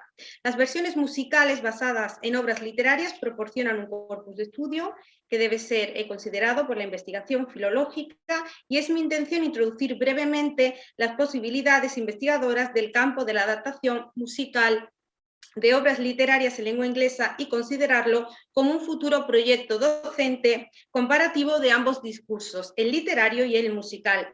De este modo, analizaremos la temática de la obra brontiana y sus reescrituras musicales, concretamente las adaptaciones de Kate Bush, John Sykes y algunos de los temas del musical Heathcliff de Cliff Richard. En primer lugar, Kate Bush llega al mundo de la música de la mano de David Gilmour de la banda Pink Floyd, quien la presenta en la discografía EMI. La letra del single Wuthering Heights de Kate Bush mantiene la esencia pasional de la novela y se percibe el uso de un vocabulario siempre tomando como referencia la narrativa de Emily Brontë. Heathcliff y Catherine muestran un amor que, ante la imposibilidad de consumación en vida, pretenden llevar a su fin en el más allá. El único modo de llegar a poseerla sería alcanzando la muerte, lo que causará la obsesión de Heathcliff por la fallecida Catherine y la fijación que muestra por el cuerpo sin vida de esta y su tumba. La letra de Kate Bush mantiene la esencia gótica y pasional de la novela y se percibe una cuidada utilización del vocabulario, siempre tomando como referencia la narrativa de Emily Brontë. La primera estrofa contiene gran parte de los temas presentados en la novela: el amor, el odio en una relación ambivalente, el abandono y los celos. Me gustaría brevemente poder compartir con ustedes, no sé si será posible, el vídeo de Kate Bush. No sé si lo podrán escuchar. Es posible si activas el tubo. Imagino que tienes el tubo, lo tienes en un vídeo tuyo, en un archivo independiente. En un vídeo. Pues entonces actívalo, comparte pantalla y pon que se activa también el sonido. Compartir sonido también, ¿vale? Pero a ver, un momentito. Pero tengo que... De todas maneras, una cosita solo, para los que somos personas de idiomas latinos, cuando escribes tanto en inglés, por favor, poned la traducción debajo, que el inglés es una moda de ahora, la gente culta siempre nos habla francés y portugués. Sí. No hagas caso, no pasa, lo dice de broma. Por favor, no, nada. Lo dice de broma, no hagas caso. Pero no, a ver si consigo, es que no estoy tan... Es que lo tendrías, mira, Ana, es mejor que lo dejes, porque lo tendrías que haber linkeado. Ah, vale, pues entonces... Entonces mejor, tú avanza porque está siendo muy bonito. Sí, en inglés sí, no es bonito, pero bueno. El inglés es que el idioma internacional, ¿eh? Entonces... Pero porque lo permitís vosotros, conmigo no. Pero entiendo lo que dices también. En fin, sigo, ¿de acuerdo? Porque sí, va a ser un problema, sigo. En la segunda estrofa, Kate Bush toma como referencia los sueños que Catherine tiene y que relata a Nelly en la escena de la novela en la que nos referimos. Catherine cuenta un sueño traumático en el que se encuentra separada de Wuthering Heights en un supuesto cielo que no considera su hogar, y pone de manifiesto la lucha interior que le hace desear fervientemente su regreso a Wuthering Heights, a su hogar. En la canción sus sueños le auguran un mal presagio, su sueño de permanecer en Wuthering Heights se desvanece. El estribillo de la canción de Bush representa una de las escenas más célebres de la novela. Se trata de un sueño que Lovegood tiene durante su estancia en Wuthering Heights, en el que una joven le suplica que le deje entrar a través de la ventana. A lo largo de toda la canción se mantiene el clima de súplica por regresar al hogar, por la reunión de los dos amantes en el contexto gótico que Emily Brontë creó para Catherine y Heathcliff. La última línea de la canción introduce el elemento pasional y espiritual en la relación de Catherine y Heathcliff. La pasión va mucho más allá del puro deseo sexual de poseer el cuerpo del otro, desean poseer el alma de su amado. Este clima pasional se intensifica con el modo de interpretar de Kate Bush. El tema de John Sykes, incluido en su álbum Loveland y titulado Wuthering Heights, como la novela, es otro ejemplo de cómo los personajes de Emily Brontë adquieren un sentido metafórico instaurado en el inconsciente colectivo. Mientras que Wuthering Heights de Kate Bush es un tema dedicado a la obra brontiana, la canción de Sykes está dedicada a la pérdida del amor. Para desarrollar este tema, John Sykes compara su propia historia de amor con los ya legendarios Heathcliff y Catherine, con el relato del amor roto y de la desesperación de Heathcliff por el fallecimiento de su amada. De este modo, los protagonistas de Emily Brontë se convierten en la metáfora del amor perdido en la obra de Sykes.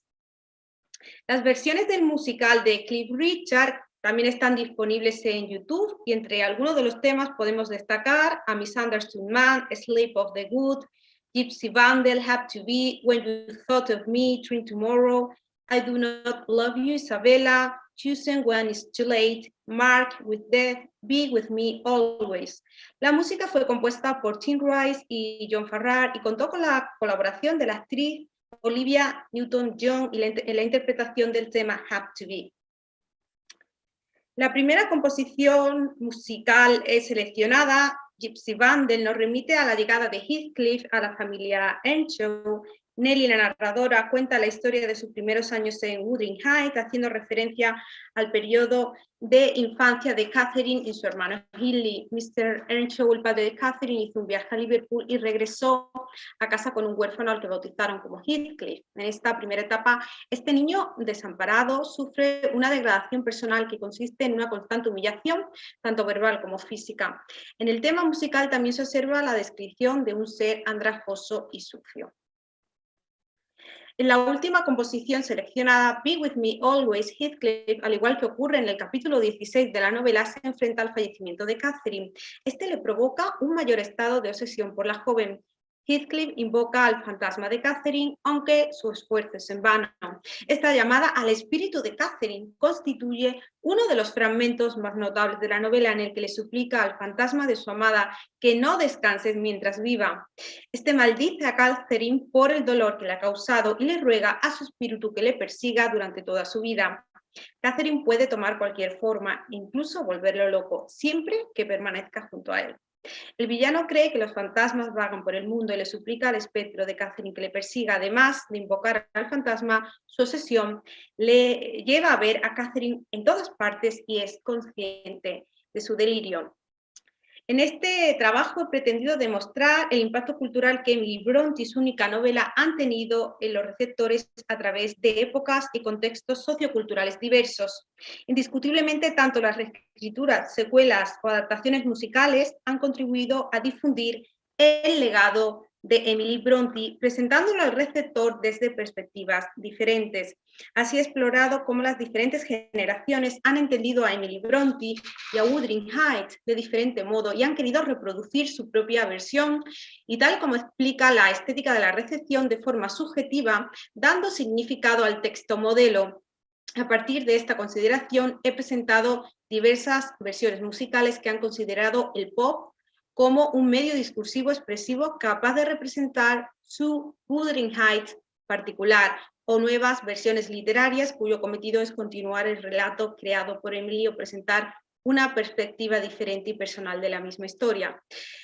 El tema de Bush se detiene a analizar la relación pasional ambivalente de amor-odio de Catherine y Heathcliff, mientras que la de John Sykes, por su parte, enfatiza la melancolía del villano tras el fallecimiento de Catherine. La temática de la narrativa brontiana incluye el tema de la exclusión social de Heathcliff, la superstición y la pérdida del amor.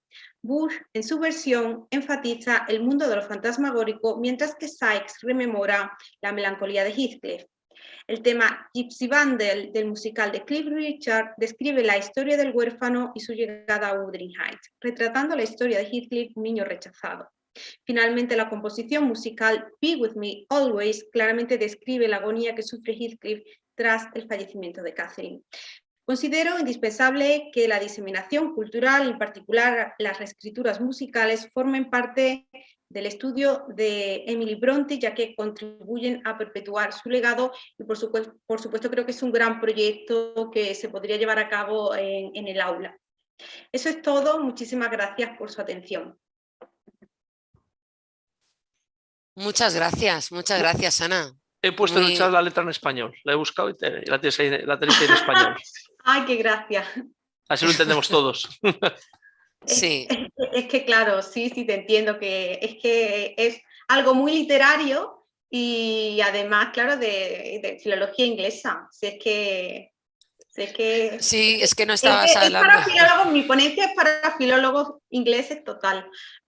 Y tenemos a más de uno y de una en el chat escuchándonos a todos, o sea que fantástico, Ana, muy bueno, felicidades, de verdad. Muchas gracias. ¿Dejo de compartir ya la Sí, pantalla? por fin, sí, porque ahora vamos a dar paso a Florencia Varela Gadea.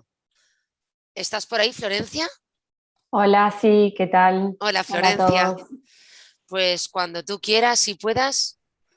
Vale, estoy con, bueno, mi compañera Paola Marenco, Paola que Marenco, está por ahí vale. también. Ujú. Y bueno, Paola va a comenzar la presentación. Pau, no te escuchamos. No te oímos, a ver si podés. Ahí. Sí, disculpen. Buenas tardes para todos y todas. Mi nombre es Paola Marenco. Soy máster en educación con énfasis en gestión educativa, egresada de la Universidad Católica del Uruguay, y mis grandes áreas de investigación tienen que ver con la formación docente universitaria, con los criterios de calidad en primera infancia y con la gestión educativa. ¿Sí? Actualmente me desempeño como directora de la licenciatura en Educación Inicial de la Universidad Católica del Uruguay, y presento esta ponencia junto a mi compañera Florencia Varela. Ella es doctora en Filosofía y Teoría del Arte por la Universidad de Salamanca, y sus grandes líneas de investigación tienen que ver con la estética y el arte de lo contemporáneo. ¿Sí? Bueno, hoy presentaremos una experiencia innovadora de integración de dos grandes disciplinas, el arte y la educación. ¿Sí? El nombre de nuestro proyecto es La cultura del atelier en la educación y sus conexiones con las prácticas artísticas contemporáneas. Una orientación hacia la comprensión de lo real. Bien. Antes de comenzar la presentación, queremos agradecer, para nosotros es un honor poder estar participando del Congreso Universitario Internacional sobre Contenidos, Investigación, Innovación y Docencia, y sobre todo representando a nuestro país, a Uruguay, ¿sí? Ambas somos uruguayas, y agradecemos por supuesto a la organización del Congreso, a la Universidad Católica del Uruguay, por este apoyo, por poder estar hoy aquí presentes en una instancia académica que nos permite continuar ampliando nuestra comunidad de aprendizaje. ¿Sí? Así que muchísimas gracias. Ahí va. Bueno, ¿cómo surge nuestra propuesta? Este proyecto de innovación se gesta a partir de una necesidad concreta de formación específica, a partir del diálogo entre dos directoras de carrera, ¿no? Desde la licenciatura en Educación Inicial y la licenciatura en Artes Visuales. En América Latina son escasas las formaciones que integran lo que tiene que ver con el arte y la educación.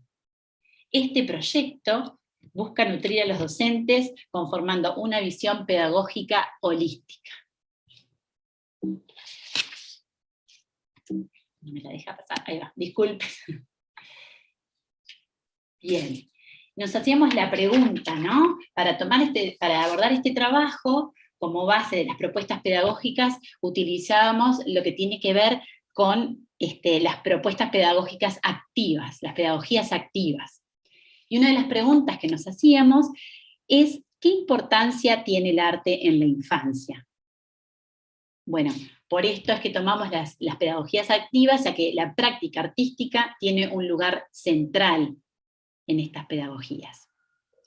Una parte importante de nuestro marco teórico se sustenta en enunciados de Cerón y Murillo, que lo que plantean es, el arte dejaría de ser una dimensión espectadora para facilitar el tránsito del aprendizaje en una adquisición de conocimientos y construcción de conceptos de carácter transdisciplinar, en los que permita y prime, ante todo, la cultura humana.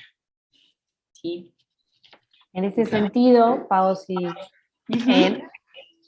lo importante es que, bueno, queremos decir que veíamos que no es solamente formar en cuanto a sensibilidad artística, sino también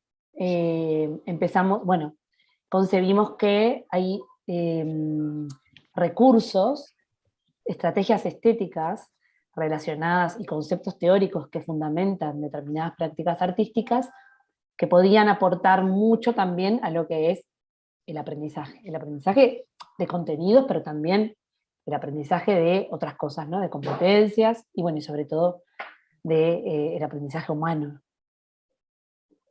Bien. Sí.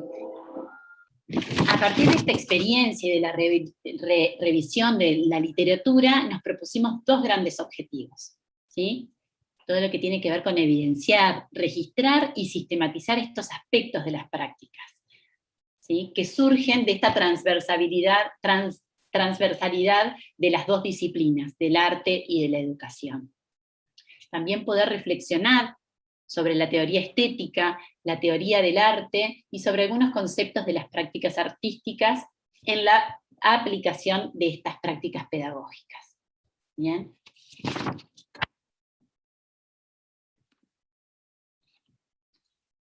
Bien, con respecto a la metodología para el análisis, nos basamos en la revisión de la literatura referente, como les comentábamos, todo lo que tiene que ver con las pedagogías activas, las pedagogías no tradicionales, la incorporación del arte en los currículums, los vínculos entre la teoría estética y el pensamiento, por ejemplo, de Loris Malaguzzi, que es uno de los teóricos claros que articulan los campos disciplinares del arte y la teoría estética. ¿Sí? Estas instancias posibilitaron la experimentación práctica, la observación y el registro y triangulación de datos. Para esta experiencia nosotros lo que hicimos fue llevar a cabo 10 módulos en los cuales los docentes tuvieron la posibilidad de vivenciar, experimentar y analizar de forma teórica y práctica lo que tiene que ver con la cultura del atelier y cuáles son sus conexiones con las prácticas artísticas para una comprensión de lo real. ¿Sí? Aquí vamos a mostrar algunas de los ateliers que trabajamos con los docentes. En este caso, este es el atelier del café, donde los docentes entraban y se encontraban con un espacio en el cual estaba todo preparado para que ellos pudieran intervenirlo, ¿sí? La consigna era poder modificar ese espacio con los materiales que tenían. Ahí también se puso en juego mucho lo sensorial. Al entrar en este espacio invadía el aroma del café, y acá mostramos algunas de las producciones, pero lo importante también era poder vivenciar, empatizar, para poder luego llevar a cabo, montar un atelier. Era necesario, consideramos necesario, que ellos pudieran pasar por esta experiencia, ¿sí? Para este atelier nos inspiramos, es decir, los fundamentos teóricos desde el área artística en los que nos basamos, tenían que ver, en este caso concreto, podrían ser muchos más. Nosotras elegimos, bueno, algunas prácticas artísticas o algunos movimientos concretos para esta primera experiencia. En este caso, por ejemplo, una práctica artística que se llama todavía Arte Povera, que nace en Italia y que tiene como objetivo, Counelis es uno de los artistas más destacados que tal vez conocen, que el objetivo es poder de alguna forma reencontrarse con productos o elementos que son materiales en crudo, con los cuales la persona se enfrenta, que además provienen de la realidad, es decir, no son previamente elaborados o prefabricados, sino que de la realidad de mi entorno traigo al ambiente en el que estoy estos materiales en crudo. La persona se lo enfrenta, ¿no? El olor, el café en ese sentido es muy útil, pero también el café no solo es el olor, el café también mancha.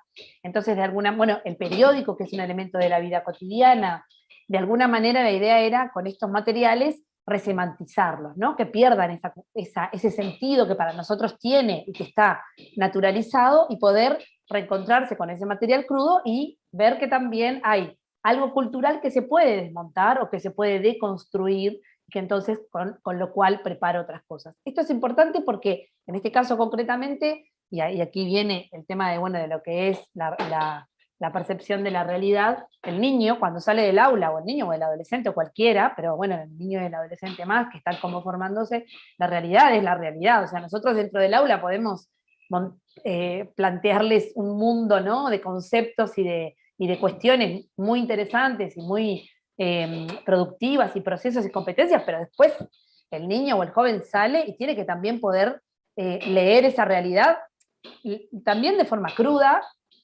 al nivel del sujeto, ¿no?, que es un tema que...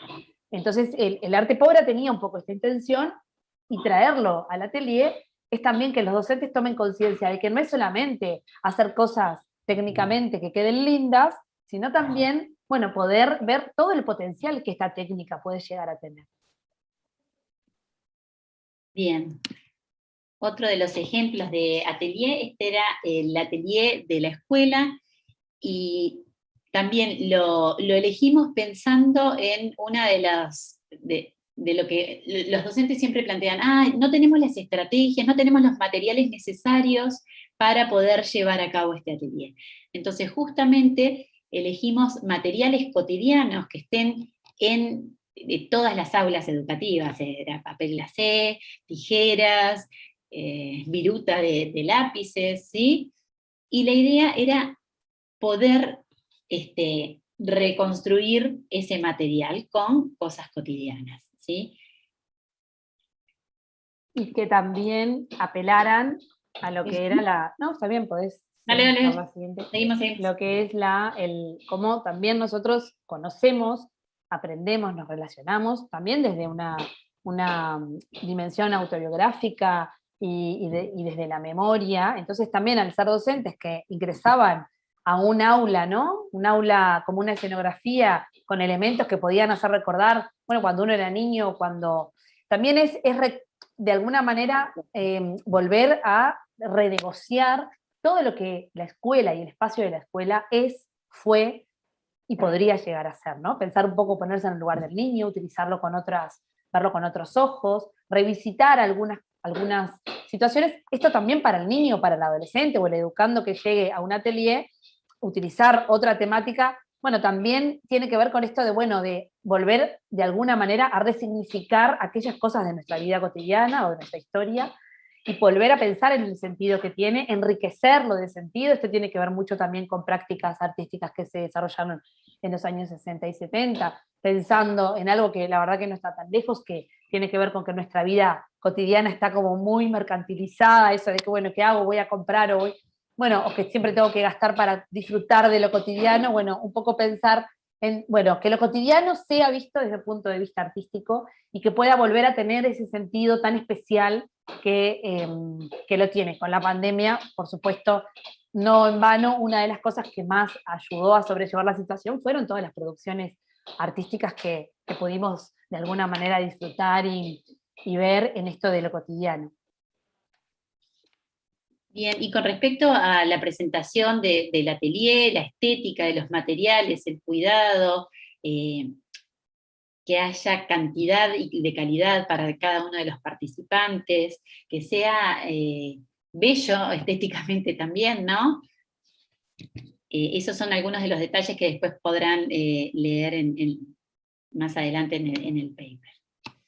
Y como planteaba Florencia, estas son algunas de las imágenes. Cuando esperábamos, estos son docentes de distintas instituciones educativas que estaban realizando estos módulos, este curso de formación, donde se recreaba y vivenciaban estas instancias. Este es otro atelier, es el atelier de luces y sombras, ¿sí? Donde justamente se los esperaba con esta propuesta, y la idea era que ellos pudieran modificar ese espacio. Había materiales neutros, si ustedes pueden ver, son todos blancos, y en realidad el color se lo da el cañón, la proyección. Proyecciones, exactamente. Y bueno, y después también se les pedía que ellos pudieran transformar este espacio. Nosotros como guías íbamos observando, anotando, registrando y estando atentos a las necesidades de cada uno de los cursillistas. Luego, al terminar este atelier, pusimos en práctica y pusimos en análisis lo que habían sentido, cómo lo habían vivido, y lo aterrizamos con lo que tiene que ver con lo pedagógico. Bueno, por ejemplo, en los niños, ¿qué áreas estamos estimulando? ¿Cómo se trabaja? ¿Cuál es la intención que tenemos al trabajar en el atelier? Y a nivel, en lo que tiene que ver con pensando en lo que son algunos conceptos de las prácticas artísticas, se produjeron algunas situaciones interesantes. Por ejemplo, que el centro, ¿no?, del aula dejó de tener una importancia, o el escritorio o el lugar donde estaba o sea, como que se descentralizó todo lo que es el espacio, tomaron relevancia también otros rincones, bueno, las paredes, el techo, ¿no?, el suelo. Entonces también de alguna manera, esto pensando en cómo muchos artistas a lo largo del siglo XX, por supuesto desde Picasso en adelante, plantearon algunas cosas como, bueno, perder la jerarquía entre figura y fondo, pensando también en que eso repercutiera en una actitud de vida, ¿no?, en una actitud Perdona, social. Florencia y Pau, tenemos que ir terminando, porque si no... Vale. Esas ya son como las conclusiones. En lo que es los resultados. Ahí están los resultados. Y bueno, en los resultados, algunas de las cosas relevantes tenía que ver con esto, con que hay algunos aspectos relacionados con lo que es generar estructura, no estructuralmente, lugares apropiados, la importancia del entorno como tercer maestro, la desjerarquización de algunos del maestro, en este caso del artista, todo esto de que el artista pierde su rol, ¿no?, como autor, esto que se llamó la muerte del autor, y entonces empieza a dar participación al público, también el maestro, ese nuevo rol en que dé participación al público, estos ambientes donde el entorno se genera tanta importancia, y que no es con un escritorio y los bancos o los pupitres al lado, sino este lugar más holístico propicia la participación del estudiante, y los resultados que entonces nosotros pudimos ver hasta ahora tienen que ver con esto, ¿no?, con cómo la percepción de la belleza, en tanto mirada que privilegia el sentido profundo del fenómeno o el objeto, y no solamente como lo lindo aparentemente, el relacionamiento horizontal, la consideración del entorno en sus aspectos contextuales específicos y circunstanciales, así como el sujeto, considerarlo en sus particularidades identitarias, en su diversidad, predisponen a la participación, predisponen al descubrimiento, a la renegociación de sentidos, y por supuesto también a desarrollar todas esas habilidades que hoy están en la primera línea de lo que es el futuro profesional, que tiene que ver con la empatía, la creatividad, ¿no?, el relacionamiento con el entorno, la conciencia de sí mismo, la resolución de problemas, concretar lo creativo, porque uno puede ser muy creativo, pero hay que concretarlo, entre otras cosas. Las habilidades para el siglo XXI. Bien. Y la discusión giró en torno a la importancia sobre todo en torno a la importancia de lo artístico desde este punto de vista, ¿no? ¿Qué nos puede aportar el arte contemporáneo y su teoría y sus fundamentos a lo que es la educación, que no sean solamente técnicas de manualidades y que no sea solamente una sensibilización hacia el arte, sino una manera de desarrollar determinadas percepciones, miradas y relacionamiento con el mundo? Bueno, las conclusiones un poco ya las planteamos, era esto, si querés redondeamos para no demorar más. Sí, es que nos estamos alargando un montón, perdona. Perdona, pero es que si no van a darnos las 2 de la mañana y estaremos aquí. Muy bien, pero muchas gracias. Ahora mirad, nos quedaría Enrique Javier Bercher, y ya después pasamos al turno de preguntas y cuestiones que nos han planteado en el chat y seguimos hablando, ¿os parece? Gracias a las dos. Pues nada, Enrique. Hola, buenas tardes. Cuando quieras. Bien, le tengo que dar a share screen, ¿no? Saturas la voz, baja un poco el micrófono, que satura un poco. ¿Se ve? Sí, se ve perfectamente, pero me refiero que si puedes bajar un poco el volumen del micrófono, el nivel de recepción, porque saturas un poco con la voz. No sé si alejándome un Alejándote, poco pero también mejor. vale. ¿Se oye mejor vale. así? Exactamente, se te oye con menos, sí, exactamente. Mejor, estoy alejando el micrófono. ¿Así mejor? ¿Sí? Así mejor. Muchas gracias. Vale, pues buenas tardes a todos. Creo que dándole así se ve mejor el PowerPoint. Bueno, pues buenas tardes. Se ve perfectamente así, sí. Gracias. Buenas tardes, soy Enrique Bercher, soy profesor del área de Filología Eslava en la Universidad Complutense de Madrid y en primer lugar, como es preceptor.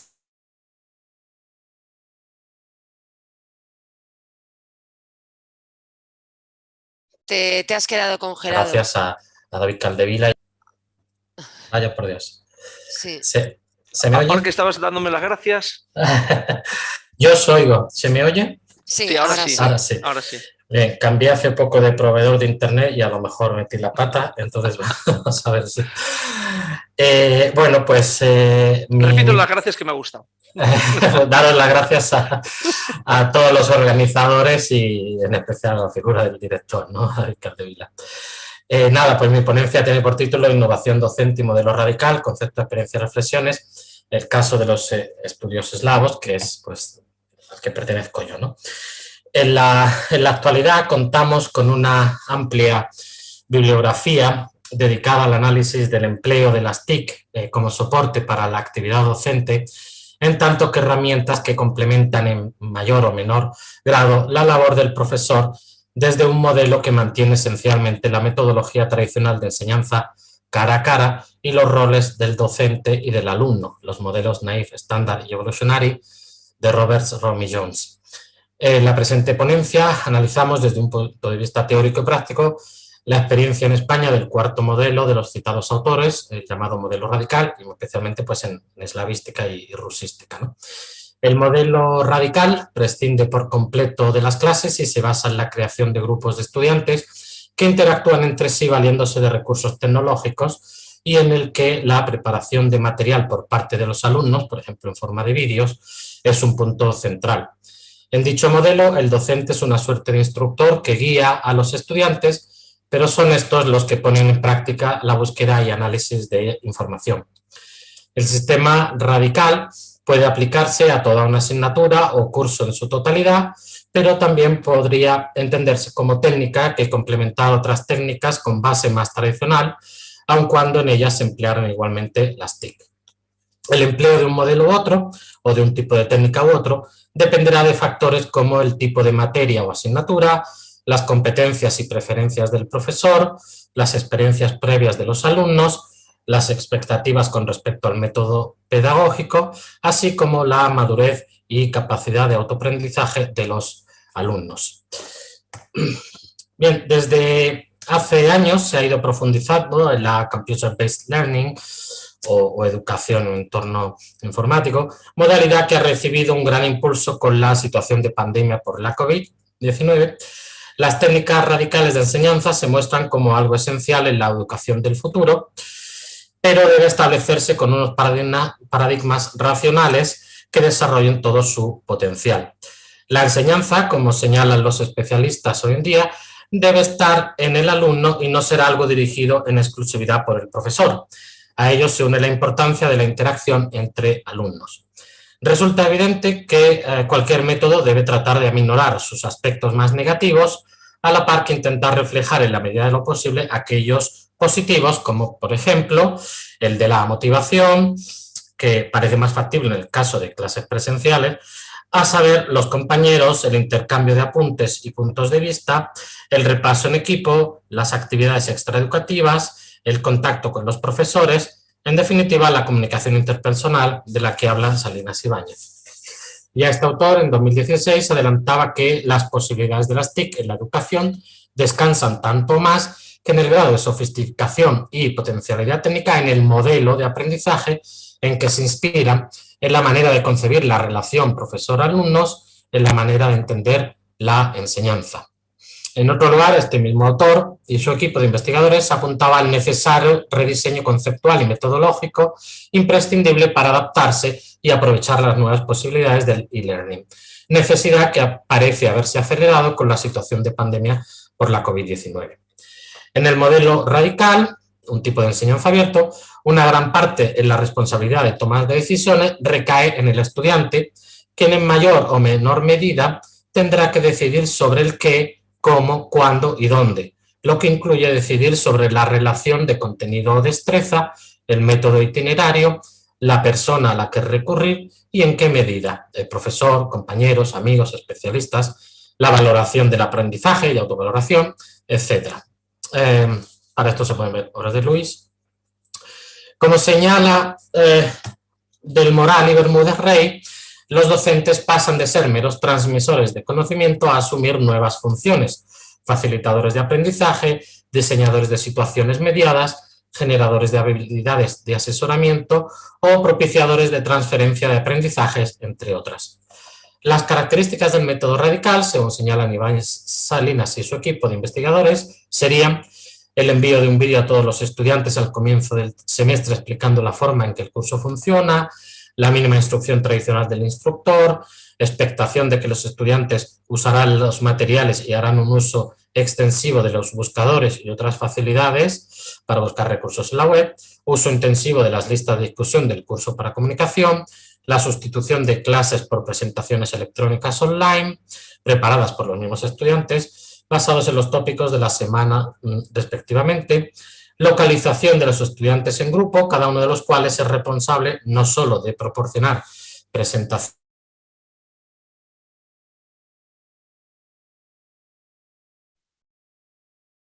¿Te has congelado, Enrique?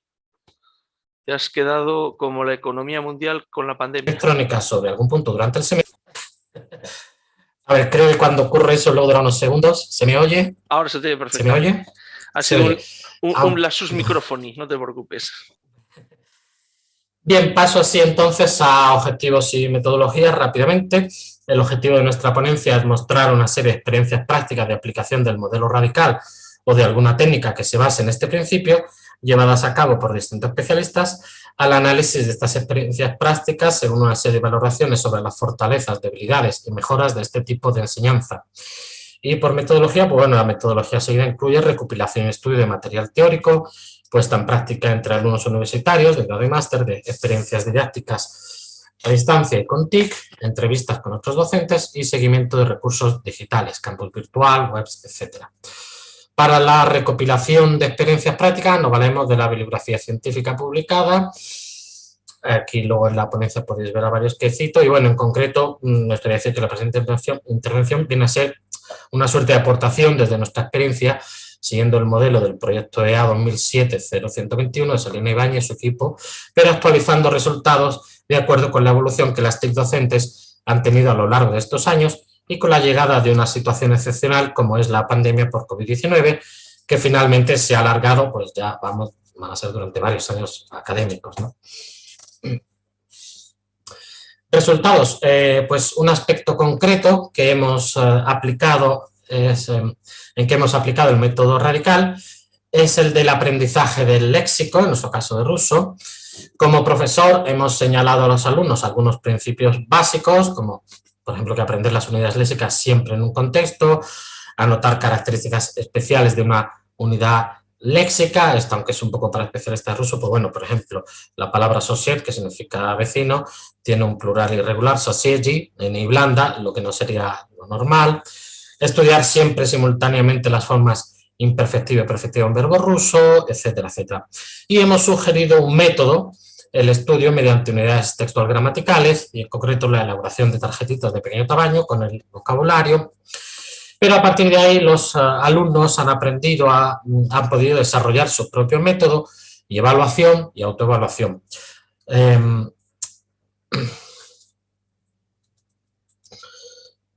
Bueno, otro principio que como profesor hemos expuesto a los alumnos es el de que la enseñanza de léxico y composición de frases no debe estar basado en el principio de correspondencia formal, a tal elemento en la lengua A corresponde tal elemento en la lengua B, sino en el de equivalencia semántico-funcional, Es decir, lo que en la lengua A expresaríamos así, de tal modo, en la lengua B lo expresaríamos así.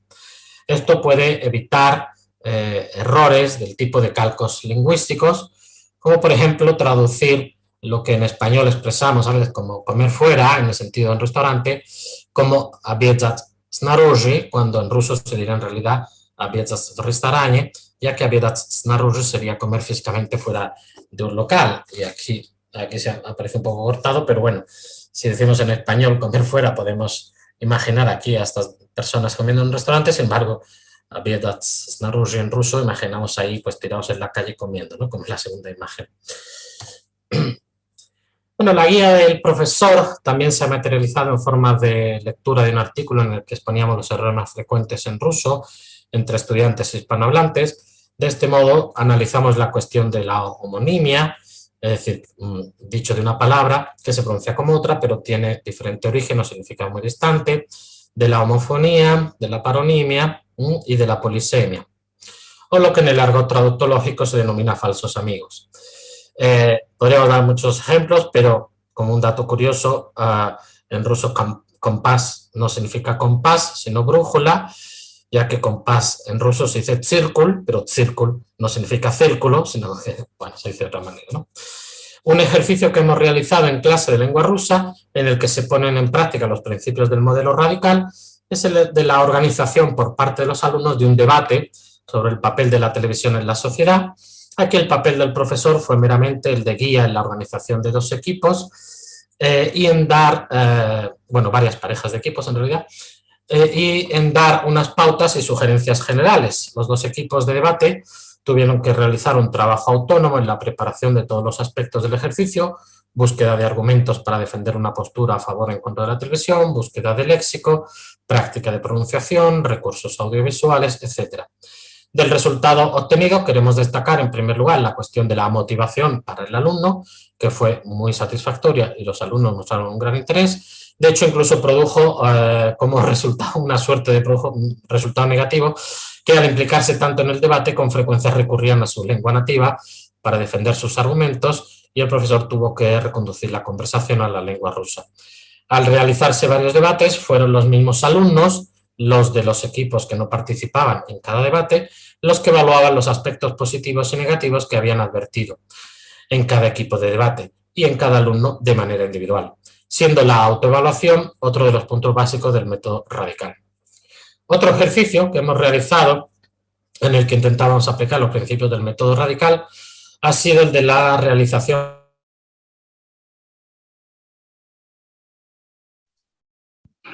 Enrique, un vídeo hablando en ruso sobre... Sí, Enrique, pero además de que se te corta, hay que ir terminando, ¿vale? ¿Sí? Te lo digo en ruso, davai, davai. Davai. Bueno, también te puedo decir bistro, que también se dice en ruso. Vuestra, muy bien. Sí, sí. Algo sé de ruso. Vale, muy bien. Entonces, pues voy a ir pasando, me quedan ya solo entonces esta última diapositiva de discusión y conclusiones. Como discusión, pues de las investigaciones y las experiencias llevadas a cabo, podemos extraer una serie de aspectos que deben ser objeto de reflexión. En primer lugar, la distinción entre enseñanza a distancia o presencial, uso y en qué medida de nuevas tecnologías y grado de intervención y toma de decisiones del profesor y del alumno. El uso de nuevas tecnologías y de la enseñanza a distancia no es solo una cuestión de los contenidos y del formato de esos contenidos, sino también y muy especialmente de la metodología que se siga. Como conclusiones, pues en el caso concreto de la rusística parece predominar el uso clásico de recursos TIC, pero en práctica ausencia de empleo del método radical. No obstante, opinamos también, en base a la experiencia, que lo que en los primeros tiempos de investigación de la enseñanza virtual se teorizaba y se preconizaba, ha quedado parcialmente refutado. El entorno virtual no puede sustituir plenamente los efectos de la enseñanza presencial. Cuestión diferente es que en ciertas circunstancias, la más relevante evidentemente sería la situación de pandemia de la COVID, nos veamos abocados ineludiblemente a una enseñanza a distancia y hagamos de la necesidad virtud. Si hasta 2020 las nuevas tecnologías eran un complemento en una enseñanza que seguía una metodología más o menos tradicional, ahora es necesario en ciertas circunstancias contar con toda una metodología didáctica. Y para terminar, pues también con el transcurso de los años parecen haberse rebajado las expectativas del principio de flexibilidad. La flexibilidad por la flexibilidad sin objetivo en metodología lleva irremediablemente a un descenso de la efectividad. No obstante, aquí se hace necesario distinguir entre flexibilidad y personalización.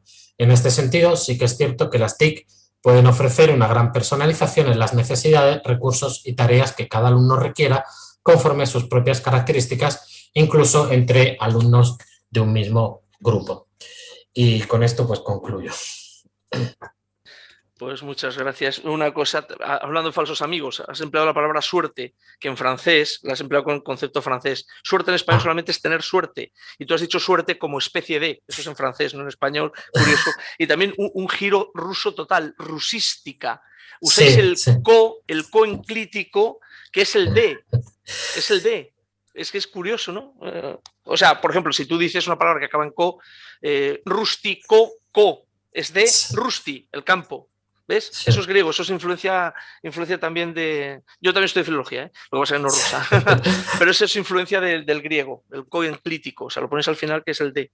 Ahí se usa, por lo que veo, la rusística más que en español. Vale. Me ha gustado porque a mí la filología me encanta y, bueno, antes de que os eche encima el Krasnaya y Armilla, vamos a cerrar la mesa, que luego Almudena se enfada conmigo.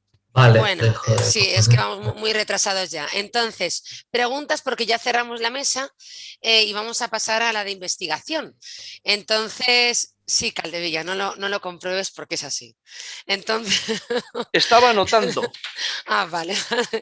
Entonces, hacen preguntas muy importantes, muy interesantes, como por ejemplo, preguntan a Silvana, ¿qué quedaría por realizar para que exista la gobernanza 4.0? ¿Qué debería hacer la institución desde la administración para llegar a esa horizontalidad? Bien, a ver,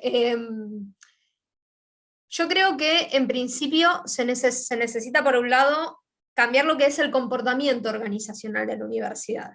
Y con esto me refiero a que toda institución educativa, así sea una escuela como una universidad, lo que tiene es que son instituciones muy resistentes al cambio, ¿no? O sea, pareciera mentira porque las generadoras de conocimiento somos resistentes al cambio, además. Entonces, en ese sentido, la universidad viene con una determinada cultura organizacional, un poco esto que expliqué de la disciplina, y, o sea, la lealtad a la disciplina y a la institución, y por otro lado, con una estructura organizacional que llamamos de base pesada, donde los profesores tienen realmente un poder, sin tener miedo a la palabra poder, y una autonomía que no se ve en otras estructuras, ¿no? Entonces, en este sentido, lo que tendríamos que trabajar es un cambio.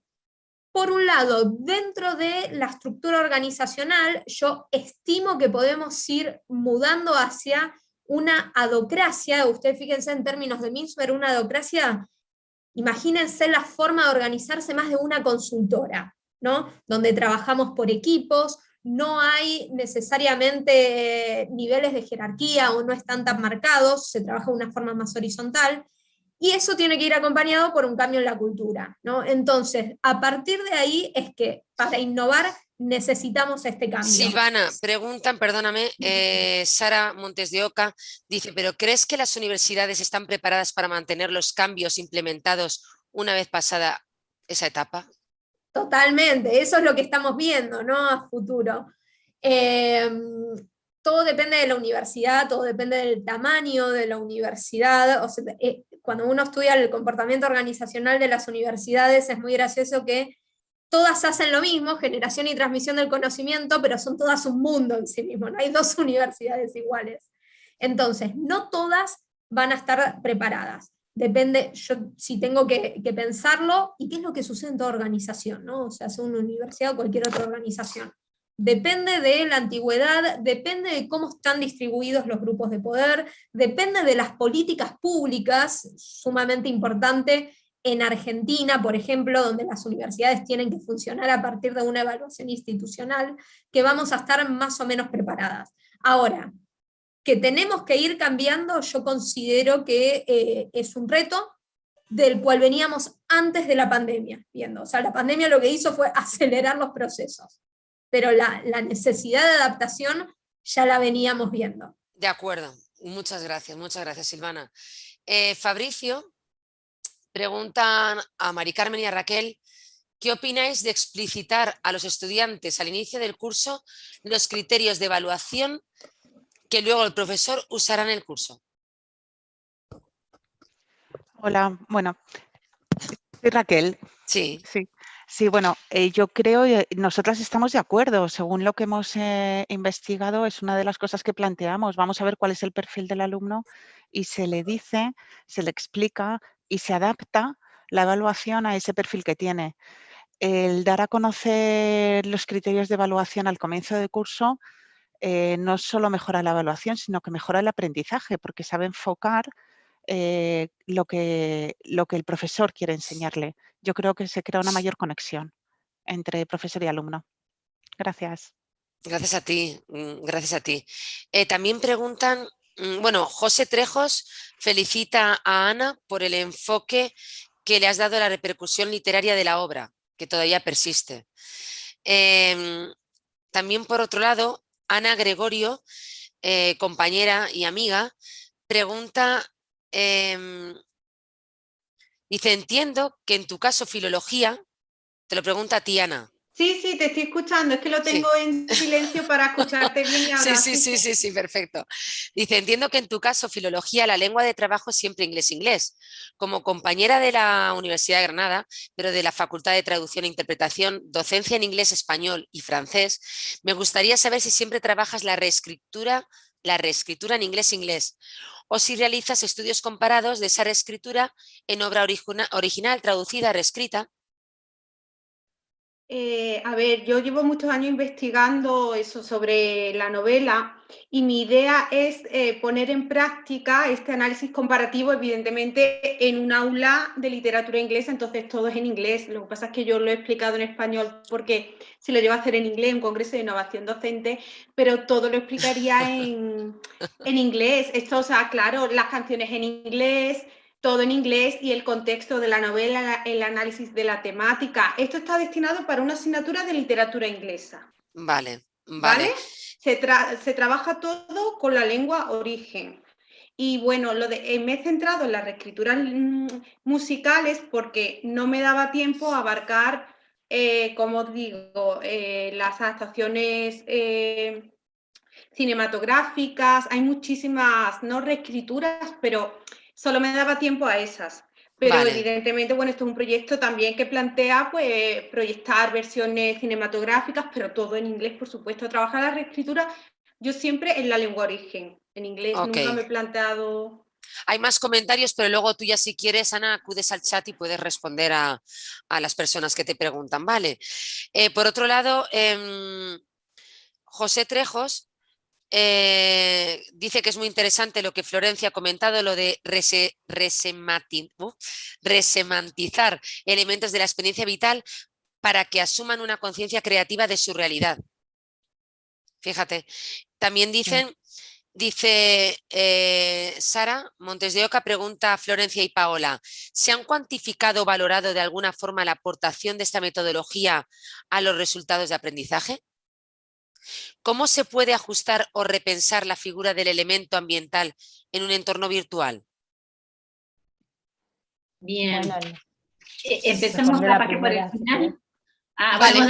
Bueno, el final, no, sí, simple decir una cosa que la segunda pregunta, nosotros tuvimos que en la licenciatura en Artes Visuales tenemos muchos cursos de taller, por lo tanto hubo un desafío cuando todo esto explotó, que era cómo hacían los profesores, porque hay otros cursos que son más propensos y bueno, pero cómo hacían para generar el trabajo, el feedback, el trabajo procedimental más de taller. Entonces los profesores ideamos todos pensando, bueno, para el artista o el creador, una de las cosas fundamentales, una competencia fundamental es el generarse el espacio de trabajo. Y cuando el artista o el creador, que necesita de muchos insumos, el espacio de trabajo toma especial relevancia. No es que, bueno, porque yo cuando voy a escribir en cualquier lado, en un bar, en un café, en una plaza, en la cocina, como estoy ahora, puedo. pero cuando necesito tener un espacio al que volver y siempre encontrarme con mis insumos, entonces el taller o el espacio de trabajo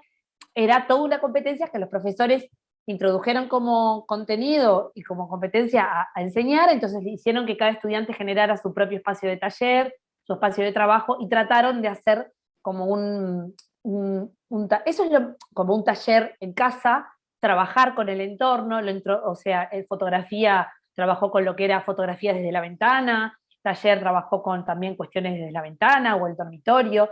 Entonces, eso es lo más parecido hasta ahora que te puedo decir de cómo potenciar el entorno como facilitador de procesos cuando es un curso a distancia como puede ser. Pero claro, como decía Enrique, creo que lo que está demostrado también es que no se sustituye, ¿no? Creo que eso de que decimos que es un antes y después, pero en conjunto, la presencialidad tiene su riqueza y bueno, y ojalá se pueda combinar. Pau, lo otro. Y no, acotar nomás que en ambientes educativos de primera infancia también se trabajó con la teoría de la pieza suelta de Simon Nicholson, que plantea justamente que hay un ambiente rico en estímulos, ¿no? Distintos elementos concretos que pueden ser de la naturaleza, tapitas plásticas, y la importancia acá era poder transmitir a las familias, a la comunidad, que el protagonista, el hacedor del aprendizaje en este caso era el niño, el adulto, en este caso estaban las familias, ¿no? En contexto de pandemia, era quien guiaba y acompañaba, pero salir de ese eje central. Por eso también hoy comentábamos y planteábamos esta metáfora con la muerte del autor, ¿no?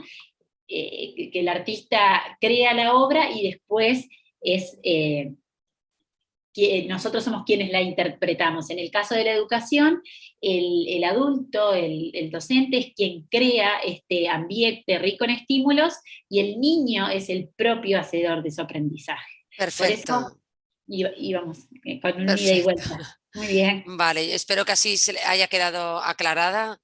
Y luego, pues tenemos también una pregunta para Enrique, de Fabricio. Dice: Enrique está hablando ahora mismo de la enseñanza de la lengua rusa.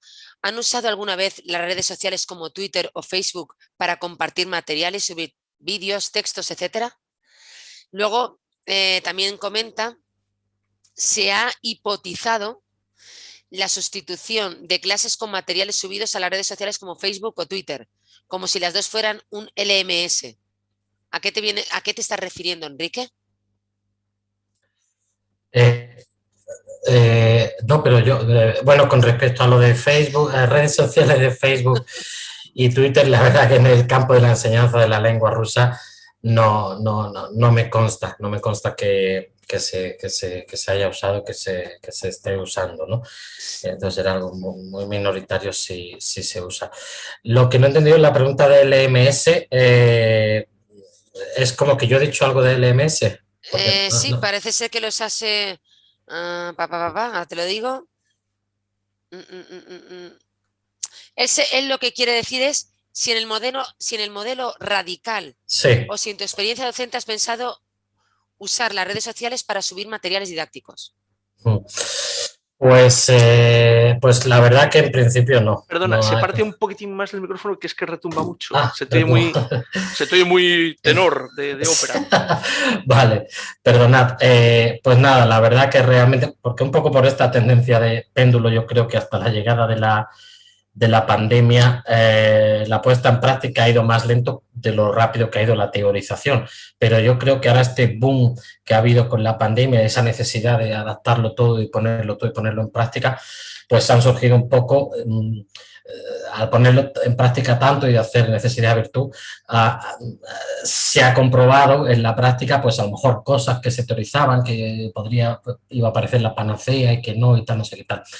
Entonces, en principio, en tanto que dirección de profesor a alumnos, pues redes sociales, personalmente no. Perdona que te corte, se estaba refiriendo al LMS como Learning Management System. Vale. Entonces, lo que quería decir es que sí que yo he recomendado, como técnica sería precisamente el modelo radical, a los alumnos que usen la red social rusa más famosa, que es Sovkontakte, no VK, como se conoce en el resto del mundo, que lo miraran, que se hicieran una cuenta y que lo usaran como una herramienta para el aprendizaje del ruso, aunque no tanto como ese... Perfecto, Enrique. Función Mira, del profesor. os sugiero, porque hay muchos comentarios en el chat interesantes y hay algún que otro usuario del YouTube ahora mismo que pregunta si puede disponer de vuestros correos electrónicos. Entonces, si queréis, os invitamos a que entréis luego en el chat y con quien queráis, pues también, pues si queréis compartir vuestro correo electrónico, porque tampoco nosotros debemos hacerlo sin vuestro consentimiento. Entonces, si queréis, podéis después participar